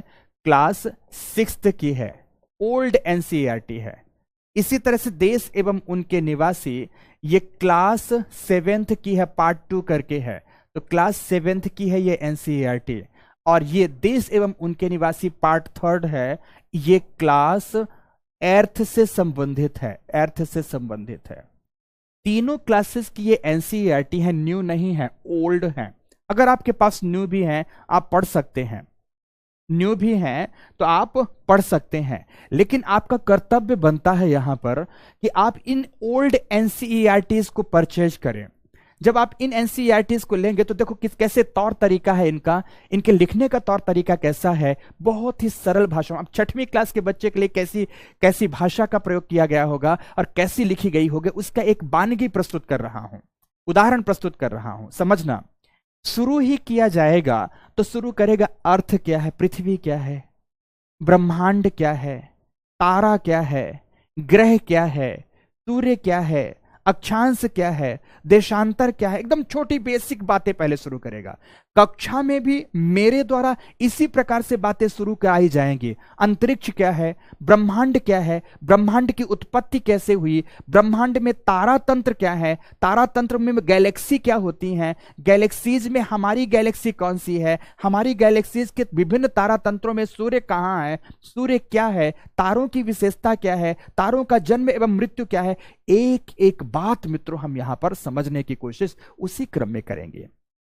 तो ये क्या करेगा, पहला चैप्टर यह एनसीईआरटी इसी तरह की बेसिक बातों को लिखेगा। और मित्रों छोटी छोटी शब्दावलियों का प्रयोग है, उन छोटी छोटी शब्दावलियों को भी क्लैरिटी के साथ समझाते हुए आगे बढ़ता है। फिर नेक्स्ट जो चैप्टर होता है वो नेक्स्ट चैप्टर महाद्वीपों से संबंधित हो जाता है। अब इस महाद्वीप में अफ्रीका महाद्वीप होगा, ऑस्ट्रेलिया महाद्वीप होगा, दक्षिण अमेरिका महाद्वीप होगा, तो महाद्वीपों के बारे में बताएगा, उन महाद्वीपों के बारे में छोटी बड़ी तमाम प्रकार की बातें बताएगा, उनकी फिजियोग्राफी के बारे में बताएगा, फिजियोग्राफी के साथ साथ वहां के जीवन के बारे में बताएगा, वनस्पति तंत्र के बारे में बताएगा, नदियों के बारे में बताएगा, मानव जीवन के प्रकृति के बारे में बताएगा, मानव जीवन की क्रियाओं के बारे में बताएगा। मोस्ट इंटरेस्टिंग एनसीईआरटीज है मित्रों, और सच कहता हूं पढ़ना शुरू करेंगे तो आपका विषय से जुड़ाव एवं लगाव बढ़ता चला जाएगा। टारगेट भी आपको देता हूं कि सपोज 6th क्लास की एनसीईआरटी है, इस एनसीईआरटी को आपको कितने दिनों में पढ़ना है, अधिकतम 5 दिनों का समय लेना है। 5 दिनों में इस एनसीईआरटी को ईच एंड एवरी डायमेंशन से आपको कंप्लीट कर डालना है। ओके, 6th क्लास की एनसीईआरटी कंप्लीट हुई। आफ्टर दैट यहां हम क्या बताना चाहेंगे आपको, आफ्टर दैट यहां दिस वन यहां हम 7th क्लास की एनसीईआरटी पढ़ेंगे। कौन सी एनसीईआरटी पढ़ेंगे, 7th क्लास की एनसीईआरटी पढ़ेंगे। 7th क्लास की एनसीईआरटी में भी शुरू के वही आरंभिक बातें, पहला चैप्टर एकदम छोटी छोटी बेसिक फिनोमिना बात करेगा। महाद्वीप क्या है, सागर क्या है, पर्वत पठार क्या हैं, इनकी अपनी विशेषताएं क्या होती हैं, छोटी छोटी बातें, अपक्षय क्या है, अपर्दन क्या है, पृथ्वी के अंदर से होने वाली क्रियाएं कौन सी हैं, पृथ्वी के बाहर घटित होने वाली क्रियाएं कौन सी है, बहुत बेसिक सी बातें विषय के जुड़ाव के रूप में आपसे यहां पर की जाएंगी। तो यहां पर विषय का जुड़ाव आपसे इस रूप में भी बढ़ गया, ठीक है। और उसके बाद अब जो बचे हुए कॉन्टिनेंट हैं इसमें देगा। अब जो बचे हुए सपोज उत्तर अमेरिकी महाद्वीप हो गया, यूरोपीय महाद्वीप हो गया, तो ये तमाम महाद्वीप अब इसमें दिए जाएंगे। तो अब आपको इसके लिए भी टारगेट मैं देता हूं कि इसको भी आपको 5 डेज, नेक्स्ट 5 डेज में आपको इसको भी पढ़ना है। पहली बार में पढ़ते हुए जब फर्स्ट रीडिंग लेंगे तो ध्यान रखिएगा कि नॉवेल जैसा पढ़ना है। कई बच्चों ने मैसेज भी किया है, सर इनके नोट्स भी बनाना। कोई नोट्स नहीं बनाना, जैसे आप कोई उपन्यास उठाते हो ना, बस पढ़ लेते हो, उसी तरह से पढ़ना है। क्या याद हुआ, क्या याद नहीं हुआ, इसके लिए किसी तरीके से आपको वरीड होने की जरूरत नहीं है, चिंतित होने की जरूरत नहीं है। फर्स्ट रीडिंग में आपको तमाम बातें मित्रों याद भी नहीं हो सकती हैं, बस पढ़ जाओ, एक बार गो थ्रू हो जाओ, फिर याद कराने के लिए राजेश मिश्र बैठे हुए हैं ना, एक एक पक्ष याद कराएंगे। फिर नेक्स्ट एनसीईआरटी अर्थ क्लास की है, इसमें भी उसी तरह से आरंभिक पहला चैप्टर आपके भूगोल विषय के बेसिक फंडामेंटल पार्ट से होगा। फिर जो नेक्स्ट चैप्टर होता है वो एशियन कॉन्टिनेंट से है, एशिया महाद्वीप से है, तो महाद्वीपों का अध्ययन तीनों के संदर्भ में होगा। अब जब आप ये एनसीईआरटीज पढ़ रहे हैं, ये एनसीईआरटी तीनों की तीनों एनसीईआरटी पढ़ रहे हैं, तो इसमें देखिएगा सपोज कोई कॉन्टिनेंट दिया है तो उसके एक साइड के पेज में उस कॉन्टिनेंट का वह फिगर भी दिया होगा, मैप भी दिया होगा, और वहां पर वो तमाम विषय बिंदुओं को अंकित भी किया रहता है जिस विषय वस्तु के बारे में बात चल रही होती है।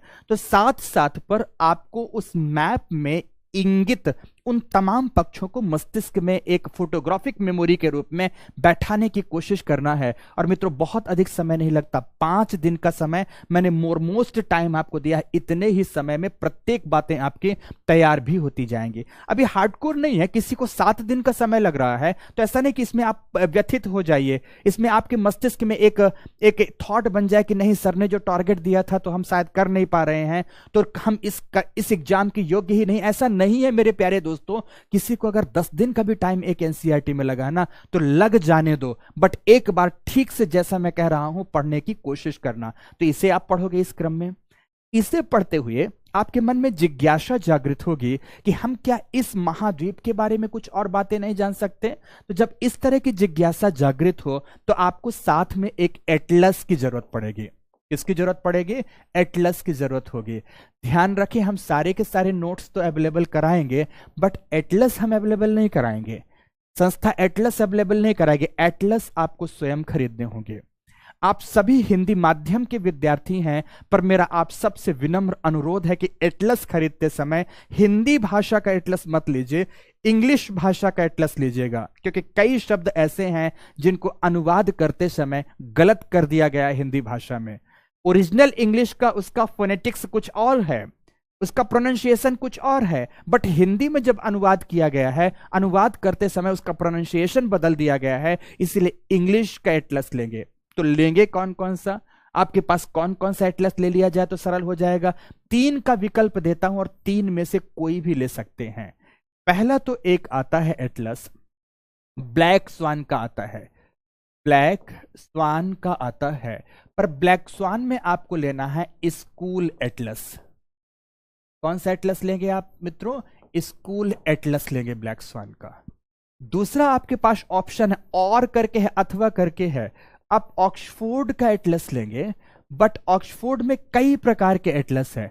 ऑक्सफोर्ड में स्कूल एटलस न लेके आपको स्टूडेंट एटलस लेना है, स्टूडेंट एटलस लेना है, एटलस लेना है।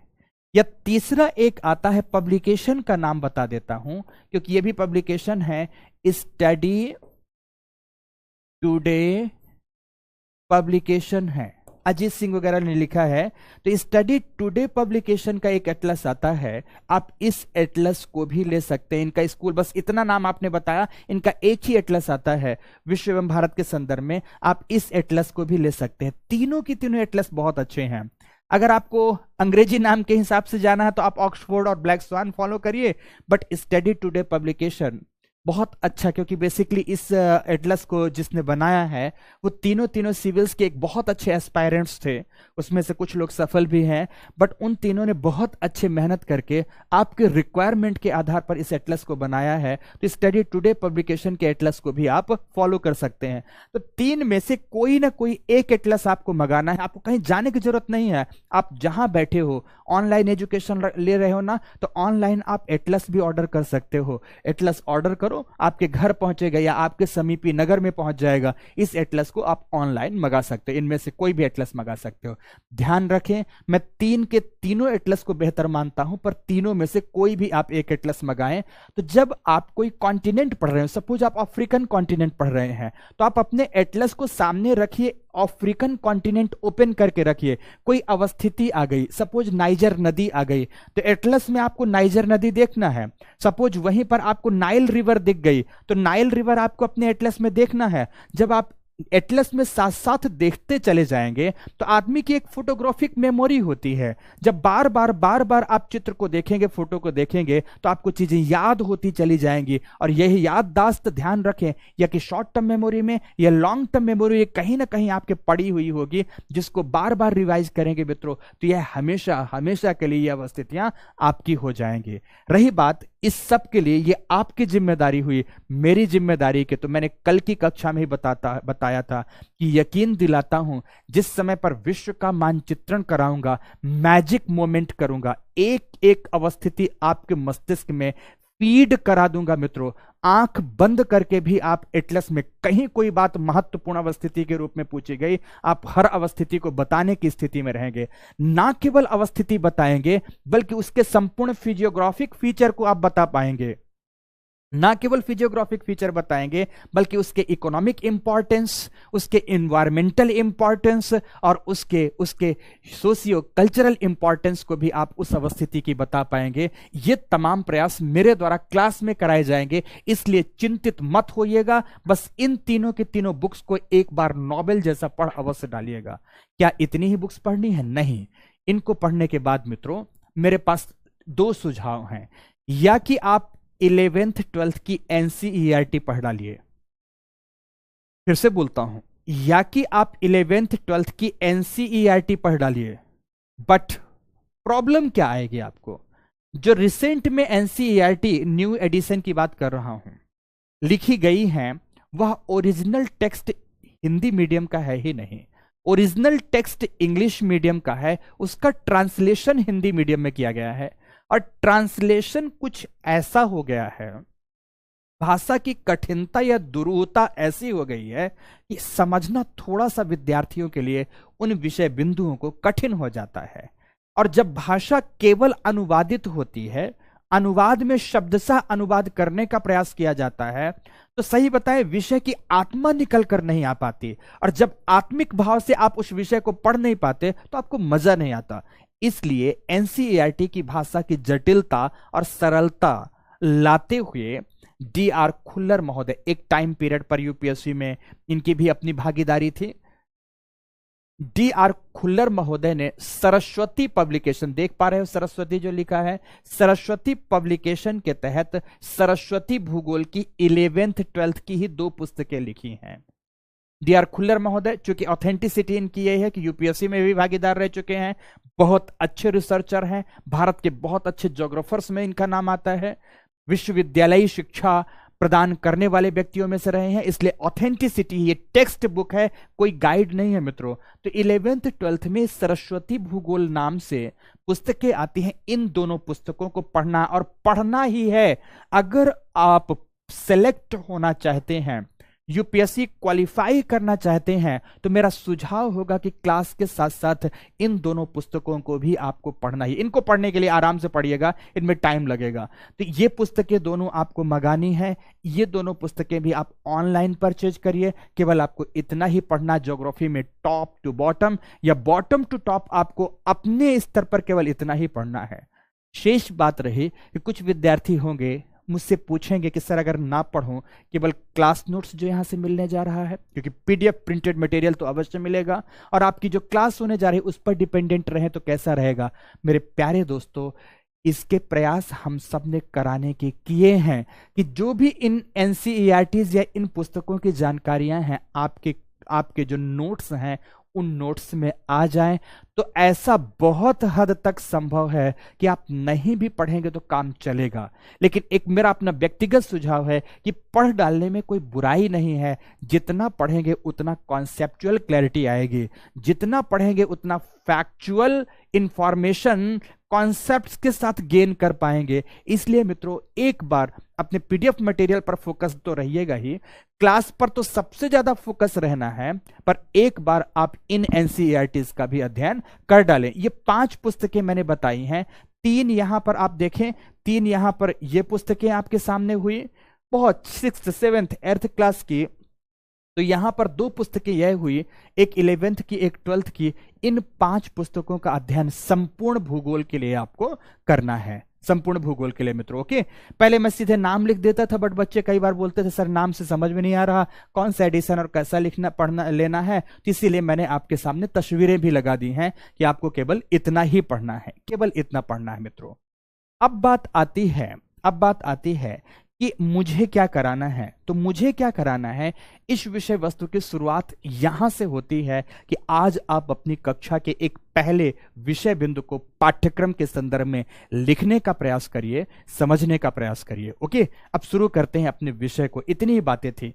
फिर से हाँ, एक प्रश्न और आप सबका दिख रहा है जो मुझे बार बार मैं उसका जवाब दे दूं। एक प्रश्न है जो कि सर आप कितने दिन पढ़ाएंगे, कैसे पढ़ाएंगे। डेली हमारी कक्षा ये 10:30 से ही आरंभ होगी, 10:30 AM से आरंभ होगी। अमूमन ये 2 घंटे की कक्षा है, अर्थात 12:30 तक रहेगी। लेकिन टॉपिक अगर किसी दिन का बड़ा है तो मेरा प्रयास होगा कि 10-5 मिनट अधिक भी समय ले लूं तो टॉपिक एटलीस्ट उसी कक्षा के अंतर्गत कंप्लीट करा दूं। मोटे तौर पर सप्ताह में 5 दिन की, अर्थात सोमवार से शुक्रवार के मध्य की कक्षाएं रहेंगी, शुक्रवार तक की कक्षाएं रहेंगी। 2 घंटे मॉर्निंग सेशन एंड 2 घंटे इवनिंग सेशन की कक्षाएं रहेंगी। सुबह और शाम आप दोनों की दोनों कक्षाएं आज तो मुफ्त में ले पाएंगे, जिसमें विषय की प्रकृति को समझना है। तो नेक्स्ट जो कल से कक्षाएं होगी उसके लिए आपको हमारे कोर्स में इनरोलमेंट कराना होगा, एडमिशन प्रोसीजर पर आना होगा। एडमिशन लेकर ही आप हमारी कक्षाओं का लाभ उठा पाएंगे, एडमिशन लेकर। ओके, तो ये आपके लिए इंफॉर्मेशन है। ये संकल्प बैच सेशन 2023-24 को टारगेट करता हुआ है मित्रों, जिसकी वैलिडिटी आपको 24 मेंस तक रहेगी। 24 मेंस से काफी पहले ये सिलेबस खत्म हो जाएगा, बट आपकी वैलिडिटी तब तक बनी रहेगी जब तक आपका मेंस नहीं हो जाता। हमारे द्वारा जो भी टॉपिक पढ़ाया जाएगा इसके तमाम प्रयास होंगे कि प्रीलिम्स के ईच एंड एवरी क्वेश्चन आपको क्लास नोट से मिले, मेंस के ईच एंड एवरी क्वेश्चन आपको क्लास नोट से मिले। तो नेक्स्ट जब इंटरव्यू की प्रिपरेशन आप कर रहे हो तो प्रत्येक ज्योग्राफिकल एस्पेक्ट्स आप क्लास में समझे हुए हों। इस सब चीजों के प्रयास क्लास के साथ साथ कराए जा रहे होंगे, यही सब कराया जाएगा। तो मित्रों अब प्रश्न उठता है कि ज्योग्राफी विषय को आरंभ कैसे करना है। तो सभी आपके पास कॉपी, मैंने पहले कहा था कि नोटबुक होनी चाहिए, पेन होनी चाहिए। तो चलो शुरुआत करते हैं। सपोज कक्षा की पहली बात की शुरुआत यहां से होती है, तो सभी अपने कॉपी के ऊपर के पेज में हेडिंग डालेंगे, लिखें ज्योग्राफी। सभी लिखिए ज्योग्राफी या भूगोल। शुरू करिए। नोट डाउन भी करना है चीजों को। शुरू करिए, ज्योग्राफी लिखिए। ठीक है, अब सबसे पहले आपने ज्योग्राफी लिखा, भूगोल लिखा, तो सबसे पहले इसकी आपको डेफिनेशन देनी होगी। परिभाषा हेडिंग के रूप में आपको नहीं देनी, ये मैं समझाने के लिए बोल रहा हूं। बट आपको क्या करना है, सबसे पहले परिभाषा लिखना है। सबसे पहले परिभाषा लिखना है कि लिखो। और सबके लिए ऐसी ही मोटी मोटी बातें जो भी क्लास में पढ़ाई जाएंगी, इसके 2 तौर तरीके होंगे। कुछ टीचर हैं जो पीडीएफ फॉर्मेट में आपको ये मैटर देंगे, लेकिन मेरा अपना मानना है कि चूंकि ये एग्जाम का प्रतिरूप ऑफलाइन पैटर्न का है, आपको आंसर लिखने होंगे, आंसर परफॉर्म करने होंगे। तो क्लास के साथ साथ कुछ बातें अगर आप लिखते चलते हैं तो आपकी लेखनी का फ्लो निरंतर बना रहता है। इसलिए मैं अवश्य ही तमाम महत्वपूर्ण बातों को आपको साथ साथ लिखाता चलूंगा। समझाने पर अधिक जोर होगा, विषय वस्तु आपके अंदर मस्तिष्क में बैठाने पर अधिक जोर होगा, लेकिन कुछ कुछ साथ में अगर नोट्स बनता जाता है ना, तो आपके लिए रिवीजन में काफी सरलता होती है। उस रिवीजन की सरलता के लिए बातें लिखाएंगे भी। तो लिखिए सभी सभी भूगोल की परिभाषा लिखिए। परिभाषा में लिखें भूगोल, भूगोल पृथ्वी, पृथ्वी का विज्ञान है, पृथ्वी का विज्ञान है, जियो साइंस है, पृथ्वी का विज्ञान है। पूर्ण विराम लगा दिया। लिखे जिसकी शाब्दिक व्याख्या, जिसकी शाब्दिक व्याख्या, शाब्दिक व्याख्या दो लैटिन, लैटिन शब्द ना भी लिखेंगे तब भी चलेगा, पर लिख ले तो ज्यादा अच्छा है। तो लैटिन शब्दों के मेल के रूप में, दो लैटिन शब्दों के मेल के रूप में की जाती है। कौन से दो लैटिन शब्द हैं? तो लैटिन शब्दों के मेल के रूप में की जाती है, की जाती विदाउट पॉइंट्स। पहला शब्द लिखेंगे जियो, जियो पूर्ण विराम लगाकर लिखेंगे जियो, जिसका अर्थ है पृथ्वी, जिसका अर्थ क्या है? पृथ्वी। तो दूसरा शब्द लिखेंगे कॉमा लगाकर ग्राफी, ग्राफी जिसका अर्थ है, जिसका अर्थ है ज्ञान या अध्ययन, ज्ञान या अध्ययन। अब पूरी बात लिखना है। अब पूर्ण विराम लगाकर फिर पूरी बात लिखे, अर्थात, अर्थात पृथ्वी के ज्ञान या अध्ययन से संबंधित, पृथ्वी के ज्ञान या अध्ययन से संबंधित, संबंधित विषय वस्तु को ही, विषय वस्तु को ही, विषय वस्तु को ही भूगोल कहा जाता है, भूगोल कहा जाता है, कहा जाता है। अब इसकी एडवांस परिभाषा लिखाता हूं रिसेंट की। तो लिखो परंतु वर्तमान में, परंतु वर्तमान में इसे, इसे देखो एक शब्द है मानव उपयोगी, मानव के लिए उपयोगी। अब इसे संक्षिप्त करना तो क्या लिखना होगा? वर्तमान में इसे मानवोपयोगी लिखो शब्द, परंतु वर्तमान में इसे मानवोपयोगी विषय के रूप में, विषय के रूप में, विषय के रूप में देखते हुए, बहुत अच्छे से लिखेंगे, देखते हुए परिभाषित किया गया है कि, किस तरह से परिभाषित किया गया है?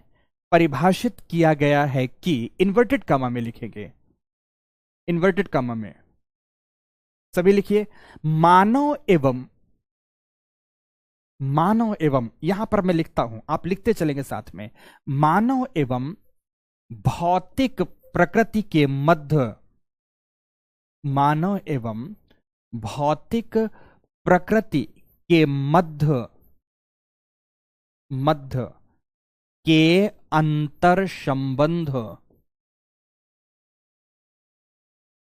अंतर संबंधों के अध्ययन के विषय को, मानव एवं भौतिक प्रकृति के मध्य के अंतर संबंधों के अध्ययन के विषय को भूगोल कहा जाता है,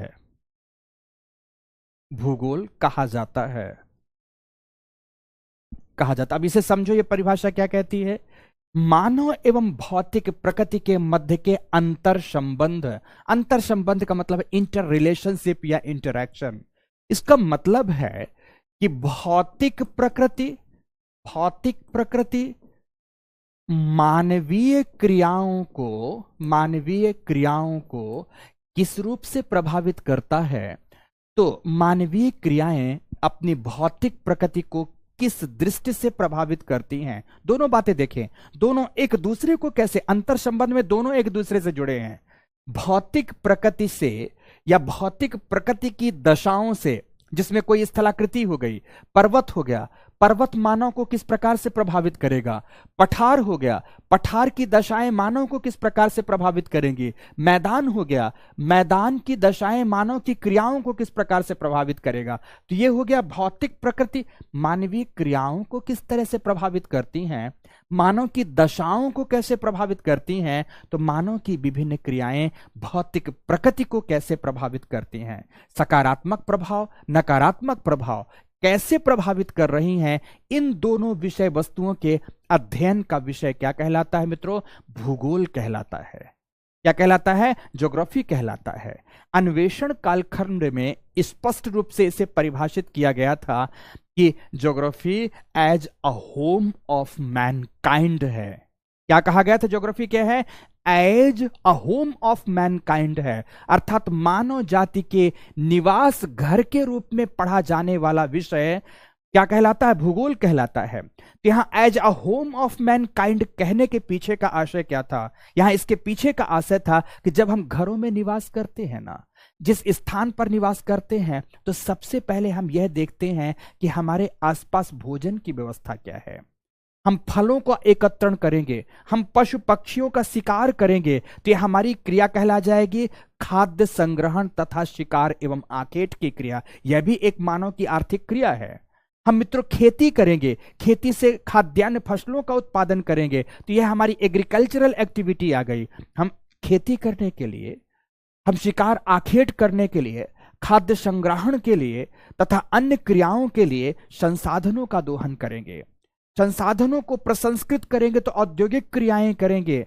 और ध्यान रखें, संसाधन, उद्योग एवं कृषि क्षेत्रों को आपस में जोड़ने के लिए जो व्यवस्था जन्म लेगी वह परिवहन तंत्र कहलाएगी।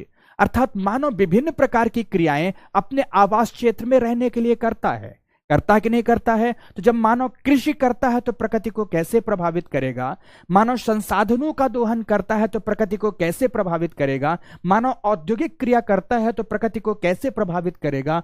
इन तमाम चीजों का अध्ययन किसके अंतर्गत किया जाता है? कुल मिलाकर भूगोल के अंतर्गत किया जाता है। तो यहां दो पक्ष स्पष्ट रूप से उभर कर आ गए। एक तरफ तो आपको भौतिक प्रकृति पढ़नी होगी, तो एक तरफ यहां पर मानव के व्यवहार को पढ़ना होगा, मानव के तौर तरीकों को पढ़ना होगा। इसी परिभाषा ने भूगोल के पाठ्यक्रम को दो अंगों में बांट दिया। एक भौतिक भूगोल हो गया, तो दूसरा मानव भूगोल हो गया। समझ में आ गई मेरी बात की नहीं? तो लिखें, ये तो आपने परिभाषा लिखा, इतना ही परिभाषा लिखना है, इससे ज्यादा लिखने की आपको जरूरत नहीं है। जब आप वैकल्पिक विषय लेंगे तो मैं विद्वानों के नाम के अनुरूप अलग अलग तरीके से इसकी परिभाषा दिखाऊंगा। क्लियर हो गया ना? अब आगे लिखें पाठ्यक्रम, जिस रूप में आपको पढ़ना है। लिखिए पाठ्यक्रम। आपकी कॉपी में ये सब होना चाहिए, पहले ही पेज में होना चाहिए, एकदम क्लैरिटी हो सिलेबस की, कैसे कैसे आप पढ़ेंगे, सर कैसे पढ़ाएंगे, किस किस खंड को शुरू करेंगे। पाठ्यक्रम के मैंने क्या बताया कि दो अंग हो गए।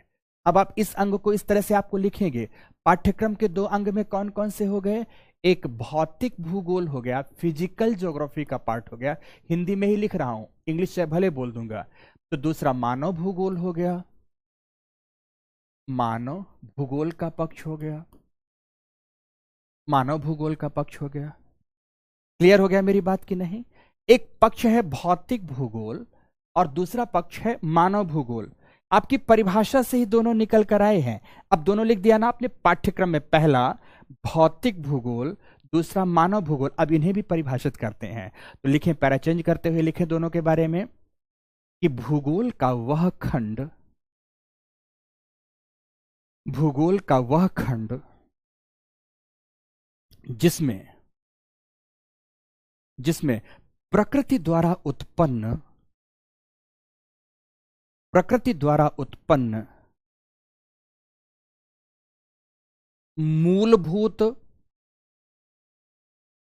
मूलभूत भौतिक खंडों का अध्ययन किया जाता है, फिजिकल पार्ट्स, भौतिक खंडों का अध्ययन किया जाता है,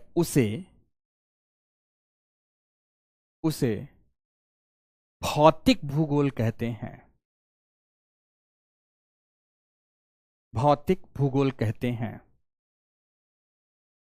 भौतिक भूगोल कहते हैं। ध्यान से समझना। अब आपके मन में आया होगा कि सर ये भौतिक शब्द क्या है।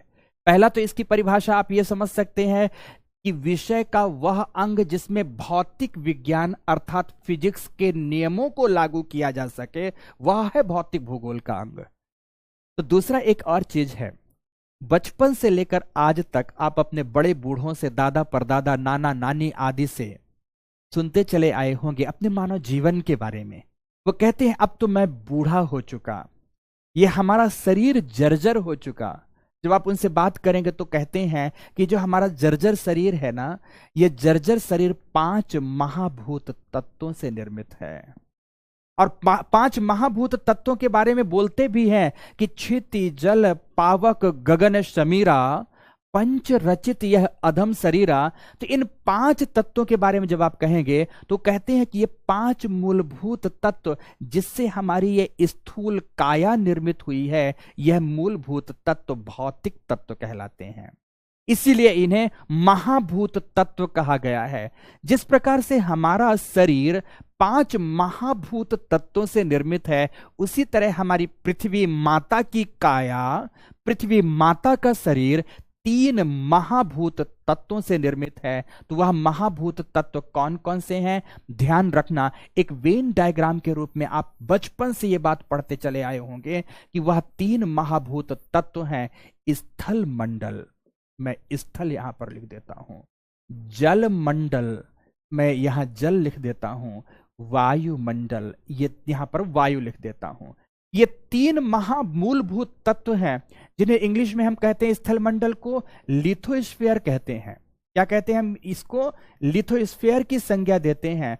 तो प्रकृति ने सर्वप्रथम स्थल मंडल या लिथोस्फीयर का निर्माण किया। लिथोस्फीयर के साथ साथ पृथ्वी ने ही या प्रकृति ने वायुमंडल को जन्म दिया, और वायुमंडल के उपरांत हमारे पृथ्वी पर अस्तित्वमान होता है जल मंडल। ये 3 घटक हैं, ये पृथ्वी माता के मूलभूत 3 अंग हैं जिन्हें प्रकृति ने पैदा किया है। और ये भौतिक तत्व हैं जिनमें जीवन नहीं है, ये जीवन रहित भौतिक तत्व हैं, इनमें जीवन नहीं पाया जाता है। तो जीवन रहित इन 3 भूत तत्वों से हमारी पृथ्वी माता निर्मित है। तो इन 3 खंडों का अध्ययन मुख्य रूप से हमें भौतिक भूगोल के अंतर्गत करना है। फिर आप जानते हैं कि जहां पर इन तीनों का आनुपातिक संयोग हुआ और एक ऑप्टिमम अनुकूलतम स्थिति बनी, उन अनुकूलतम स्थिति में इन्हीं तीनों के संयोग वाले क्षेत्रों में जीव पैदा हो गया। तो जहां पर जीव प्राप्त होता है उसे क्या कहते हैं? जीव मंडल कहते हैं। तो अध्ययन का जो चौथा अंग होता है मित्रों, उसे क्या कहा जाता है? जीव मंडल कहा जाता है। तो भूगोल में भौतिक भूगोल के अंतर्गत मूल रूप से पढ़ने के ये 4 ही टॉपिक थे, स्थल मंडल, वायुमंडल, जलमंडल, जीव मंडल। लेकिन आपको मैंने पहले ही परिभाषा में बताया था कि यह एक विज्ञान सम्मत विषय है जिसमें प्रत्येक बातों के कारण की खोज की जाती है। क्योंकि हम पृथ्वी के बारे में इन तीनों चारों बातों को पढ़ते हैं तो पहले ही मेरे मन में आता है कि पृथ्वी कहां से आई। आता कि नहीं आता, इसका भी जवाब हमें खोजना होगा या नहीं खोजना होगा? बिल्कुल खोजना होगा कि आखिर पृथ्वी अस्तित्व में कैसे आई, पृथ्वी है कहां पर, पृथ्वी कब से है, पृथ्वी की उत्पत्ति की प्रक्रिया क्या है। तो पृथ्वी के उत्पत्ति की प्रक्रिया को समझने के क्रम में भूगोल विषय के अंतर्गत हम इसके पाठ्यक्रम का पहला अंग पढ़ते हैं। और वो पहला अंग क्या कहलाता है मित्रों? पहला अंग कई नामों से अंतरिक्ष विज्ञान भी जानते हैं और ब्रह्मांड विज्ञान भी जानते हैं। तो पहला अंग कॉस्मोलॉजी है जिसे हम ब्रह्मांड विज्ञान कहते हैं। ब्रह्मांड आज के डेट में वर्तमान परिभाषा में ब्रह्मांड विज्ञान शब्द का प्रयोग ना करते हुए स्पेस साइंस शब्द का प्रयोग करते हैं, तो भौतिक भूगोल के अंतर्गत सभी बच्चे लिखेंगे कि हमें इन 5 खंडों का अध्ययन करना है। सॉरी 1, अब ये हो गया, तो अब ये हो गया 2, ये हो गया 3, ये हो गया 4 और ये हो गया 5। पहला होगा ब्रह्मांड विज्ञान, दूसरा होगा स्थल मंडल, तीसरा होगा वायुमंडल, चौथा होगा जल मंडल, पांचवा होगा जैव मंडल। इन 5 खंडों का अध्ययन करेंगे, इन 5 खंडों का अध्ययन करेंगे। अब इन 5 खंडों के अध्ययन के क्रम में पाठ्यक्रम में इनका क्या नाम होगा, साथ साथ में आप अपनी कॉपी में मेंशन करेंगे। तो साथ साथ में मेंशन करते हुए आप क्या लिखेंगे इसके लिए? इसके लिए आप लिखेंगे अंतरिक्ष विज्ञान। पहला टॉपिक आपका होगा अंतरिक्ष विज्ञान। क्लियर हो गई मेरी बात? इसके लिए जो टॉपिक होगा उसे आप कहेंगे भू आकृति विज्ञान। याद करना साथ साथ में, सिलेबस आप सभी को याद होना चाहिए आपका कि भू आकृति विज्ञान है। इसके लिए आप करेंगे, जो पढ़ेंगे वो टॉपिक होगा जलवायु विज्ञान। जलवायु विज्ञान, इसके लिए जो टॉपिक होगा उसे कहते हैं जैव भूगोल। जैव नहीं, सॉरी, इसके लिए कहेंगे समुद्र विज्ञान। क्षमा चाहता हूं, गलत लिख दिया था मैंने। इसे कहेंगे समुद्र विज्ञान। और समुद्र विज्ञान के बाद लास्ट जो टॉपिक आता है इसे कहेंगे जैव भूगोल, बायोज्योग्राफी। इंग्लिश में space science, geomorphology, climatology, oceanography तथा बायोज्योग्राफी, ये 5 खंड होंगे जिन्हें वर्ल्ड फिजिकल ज्योग्राफी के अंतर्गत हम पढ़ेंगे, विश्व के भौतिक भूगोल के अंतर्गत पढ़ेंगे। क्लियर हो गई मेरी बात ना? सिलेबस एकदम याद होना चाहिए। सिलेबस क्यों याद होना चाहिए? जब तक आप सिलेबस याद नहीं करेंगे तब तक आपको यही समझ में नहीं आएगा कि आपको अपने विषय का विस्तार कितना देना है और संक्षेपण कितना करना है, पहली बात। दूसरा, यह समझ में नहीं आएगा कि हमारे विषय का यह अमुख खंड किस किस क्षेत्र से जुड़ा हुआ है, पाठ्यक्रम के दूसरे अंगों में से किससे जुड़ा है, यह भी समझ में नहीं आएगा। तीसरा, जब भी कोई करंट अफेयर्स का इशू चल रहा होगा, कोई कॉन्टेम्परेरी टॉपिक्स का इशू चल रहा होगा, आप वहां भी कंफ्यूज रहेंगे कि ये टॉपिक हमारे विषय वस्तु के किस खंड से हैं। आप कभी नहीं समझ पाओगे, आप अच्छा उत्तर लेखन नहीं कर पाओगे। इसीलिए सबसे पहले आपकी जिम्मेदारी बनती है कि आप अपने पाठ्यक्रम के अंगों को समझें कि ज्योग्राफी में हमें सबसे पहले वर्ल्ड ज्योग्राफी पढ़ना है, जिसमें से फिजिकल ज्योग्राफी का पार्ट होगा। उसमें 5 ही अंग हैं। पहला स्पेस साइंस है, दूसरे नंबर पर जियोमॉर्फोलॉजी है, तीसरे नंबर पर क्लाइमेटोलॉजी है, चौथे नंबर पर ओशियनोग्राफी है, तो 5वें नंबर पर बायोज्योग्राफी है। अगर जैसे एक एग्जाम्पल देता हूं, थोड़े दिन पहले ही मैंने एक घटना पढ़ी कि पृथ्वी पर जल के उत्पत्ति के संदर्भ में पहले टेरेस्ट्रियल कॉन्सेप्ट दिया गया था कि पृथ्वी से संबंधित संकल्पना ही दी गई थी कि पृथ्वी में एक कालखंड विशेष में कुछ ऐसी क्रियाएं घटित हुई जिससे पृथ्वी पर सागर हिलोरें लेने लगा। सारी कहानी आगे सुनाऊंगा मित्रों, जबरदस्त तरीके से सुनाऊंगा। पर दूसरे तरीके से अभी रिसेंट में जापान का एक सैटेलाइट अपने रिसर्च में कुछ ऐसा बताता है कि पृथ्वी पर पार्थिव क्रियाओं से, मतलब पृथ्वी की क्रियाओं से तो जल की उत्पत्ति हुई ही है, लेकिन कुछ ऐसे भी प्रमाण देखे जाते हैं कि पृथ्वी के उत्पत्ति कालखंड में ही एक बड़ा सा विशालकाय जलीय उल्का पिंड पृथ्वी से आकर टकराया और उस उल्का पिंड में उपस्थित जल की भागीदारी पृथ्वी पर बहुत अधिक है। तो अब यहां पर कॉस्मोलॉजिकल कॉन्सेप्ट ऑफ वाटर भी आ गया। तो जब तक आपको यह पता नहीं होगा कि यह किस खंड का अंग है, तब तक आप उस करंट की घटना को कहां से जोड़ेंगे? आप कठिनाई में पड़ेंगे मेरे दोस्तों। तो कठिनाई में ना पड़े, इसके लिए मैं आपको सहजता देना चाहता हूं। अभी रिसेंट का एक घटना है जिसमें बेसिकली इस समय पर आइसबर्ग सीडिंग करके कॉन्सेप्ट आ चुका है। आइस सीडिंग या ग्लेशियर सीडिंग का कॉन्सेप्ट आ चुका है।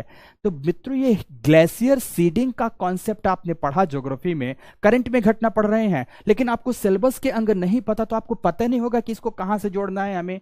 हम कहां से जोड़कर प्रश्नों को कर पाएंगे आपको पता ही नहीं होगा।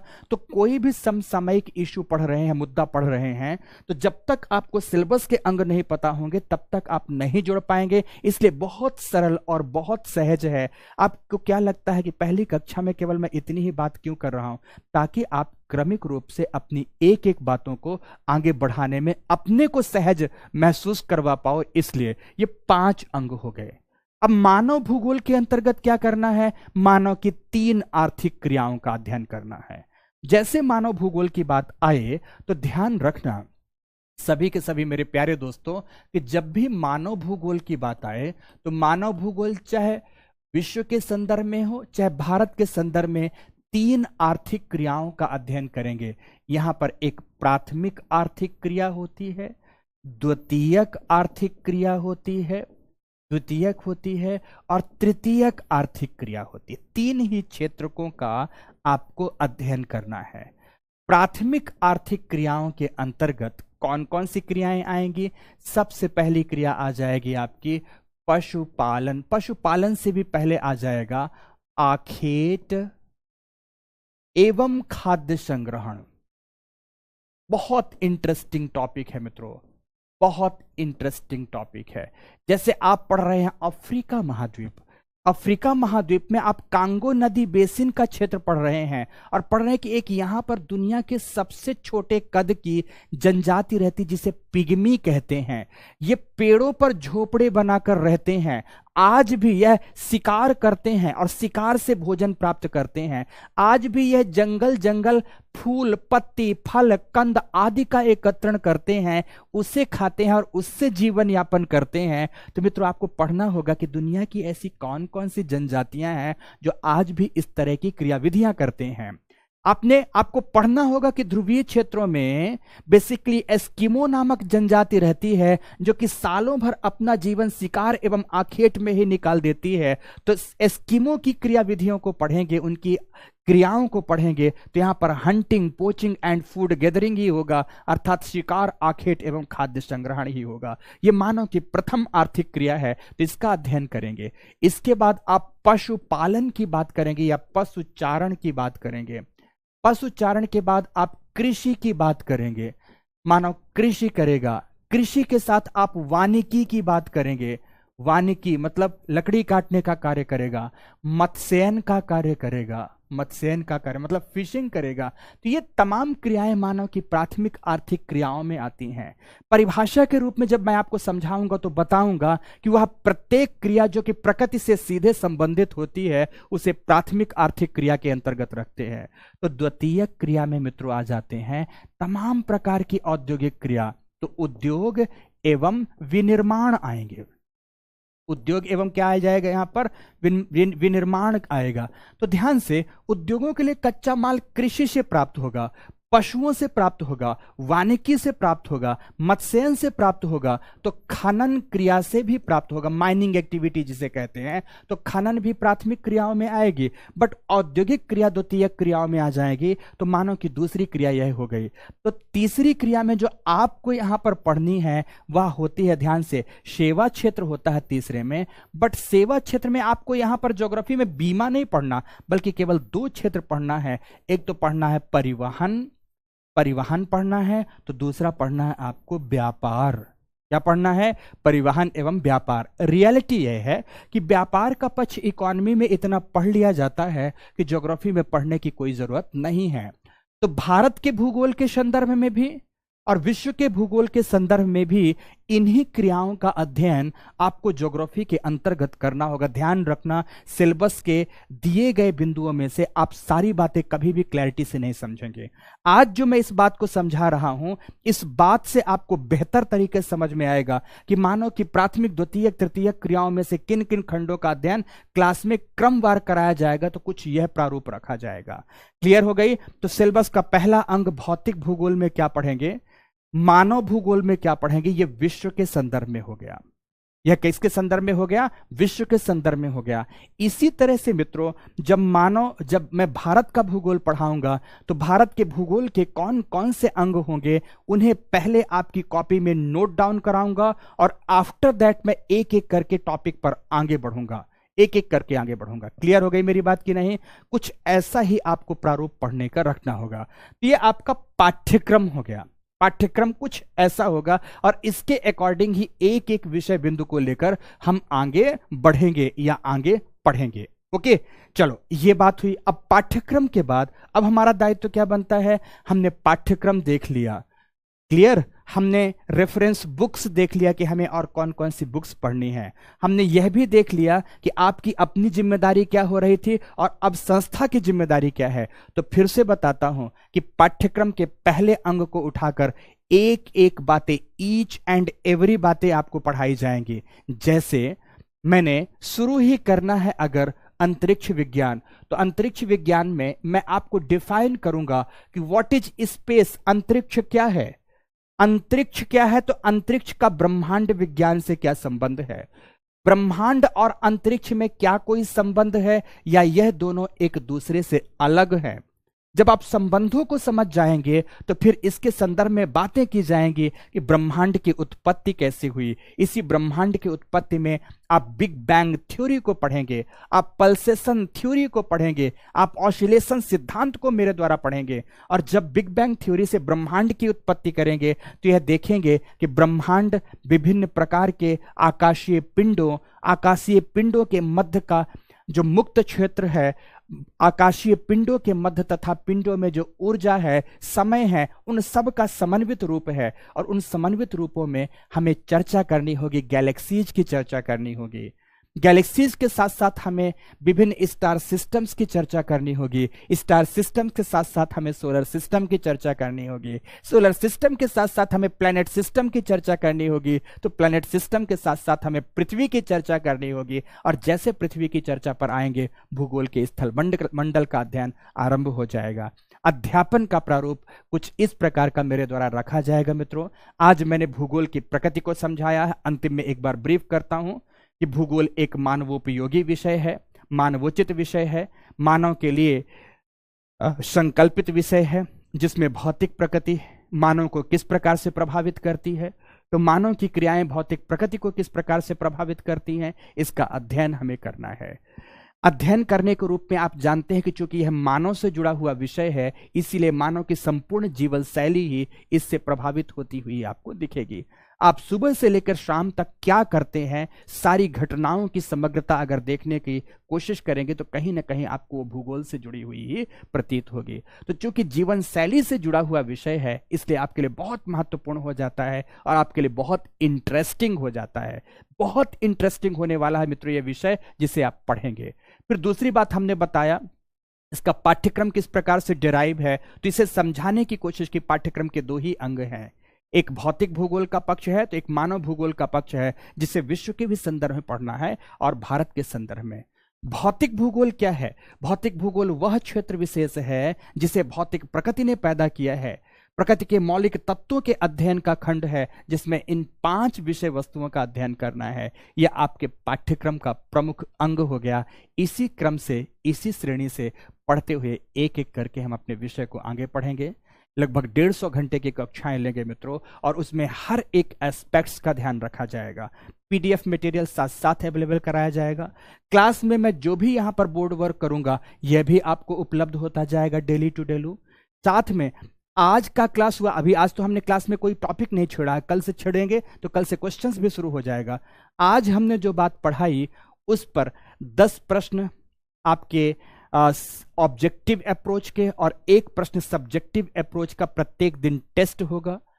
इन्हीं टॉपिक्स में जो 5 दिन की कक्षाएं होंगी, तो संडे टू संडे एक वीकली टेस्ट भी आपका लिया जाएगा। और टेस्ट में आपको इतना संलग्न कर दिया जाएगा कि आप एग्जाम देने के भय से मुक्त हो जाएं। जब भी एग्जाम की बारी आए, आपके मन में सुकून एवं शांति हो, ओह यह तो हम डेली करते चले आए हैं, हमारे लिए कोई दिक्कत नहीं है, आपके मन में ऐसा भाव पैदा हो। तो टेस्ट भी आपको देना है, मूल्यांकन भी आपके साथ साथ होगा। बीच बीच में जैसे जैसे एक एक टॉपिक खत्म होगा तो टॉपिक वाइज भी टेस्ट दिए जाएंगे। सब्जेक्ट खत्म हुआ तो सब्जेक्ट वाइज आपको टेस्ट दिए जाएंगे। पीएनजीज अवेलेबल है। क्लास का क्रक्स भी आपको दिया जाएगा। इसके भी प्रयास किए जाएंगे कि अगर आप नोट्स नहीं बना पाते तो आपको एक नोट्स भी प्रोवाइड करवा दें, क्लास का नोट्स। सब कुछ मित्रों यहाँ होने जा रहा है। और यह भी बता दूं, जो भी बात मेरे द्वारा पढ़ाई जाएगी आपको मैक्सिमम चीजें आपको नोट डाउन भी कराई जाएंगी, ताकि आपका एक अपना नोट्स बने, आप रिवीजन भी करते जाएं तो आपको कॉन्फिडेंस महसूस हो कि आप हर चीज कर पाए हैं।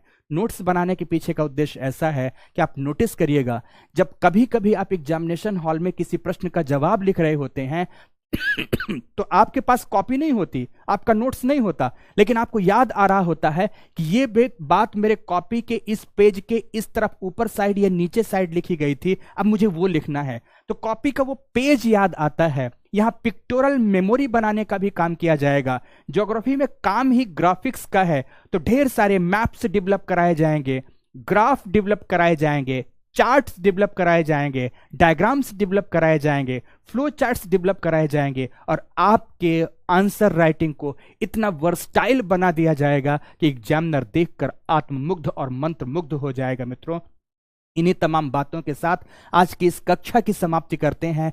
कल सभी उपस्थित होंगे, लेकिन कल की क्लास फ्री नहीं होगी। कल सभी पुनः उपस्थित होंगे अपने विषय पाठ्यक्रम के पहले खंड के साथ, जिसे अंतरिक्ष विज्ञान स्पेस साइंस के साथ हम पढ़ेंगे।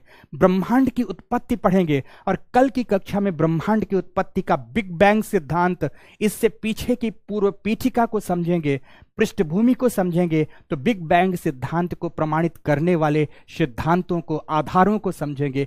ईच एंड एवरी डायमेंशन से मित्रों पढ़ेंगे। पर कल की कक्षा में आपको उपस्थित होना होगा, तो एडमिशन लेकर उपस्थित होना होगा। इसलिए मित्रों स्वागत है, आइए आप सभी एडमिशन प्रोसीजर पर, और मिलते हैं कल अपने नियत समय 10:30 पर। आज यहीं पर इन्हीं बातों के साथ विदा लेता हूं मित्रों। धन्यवाद, बहुत बहुत धन्यवाद। क्लास की समाप्ति करता हूं।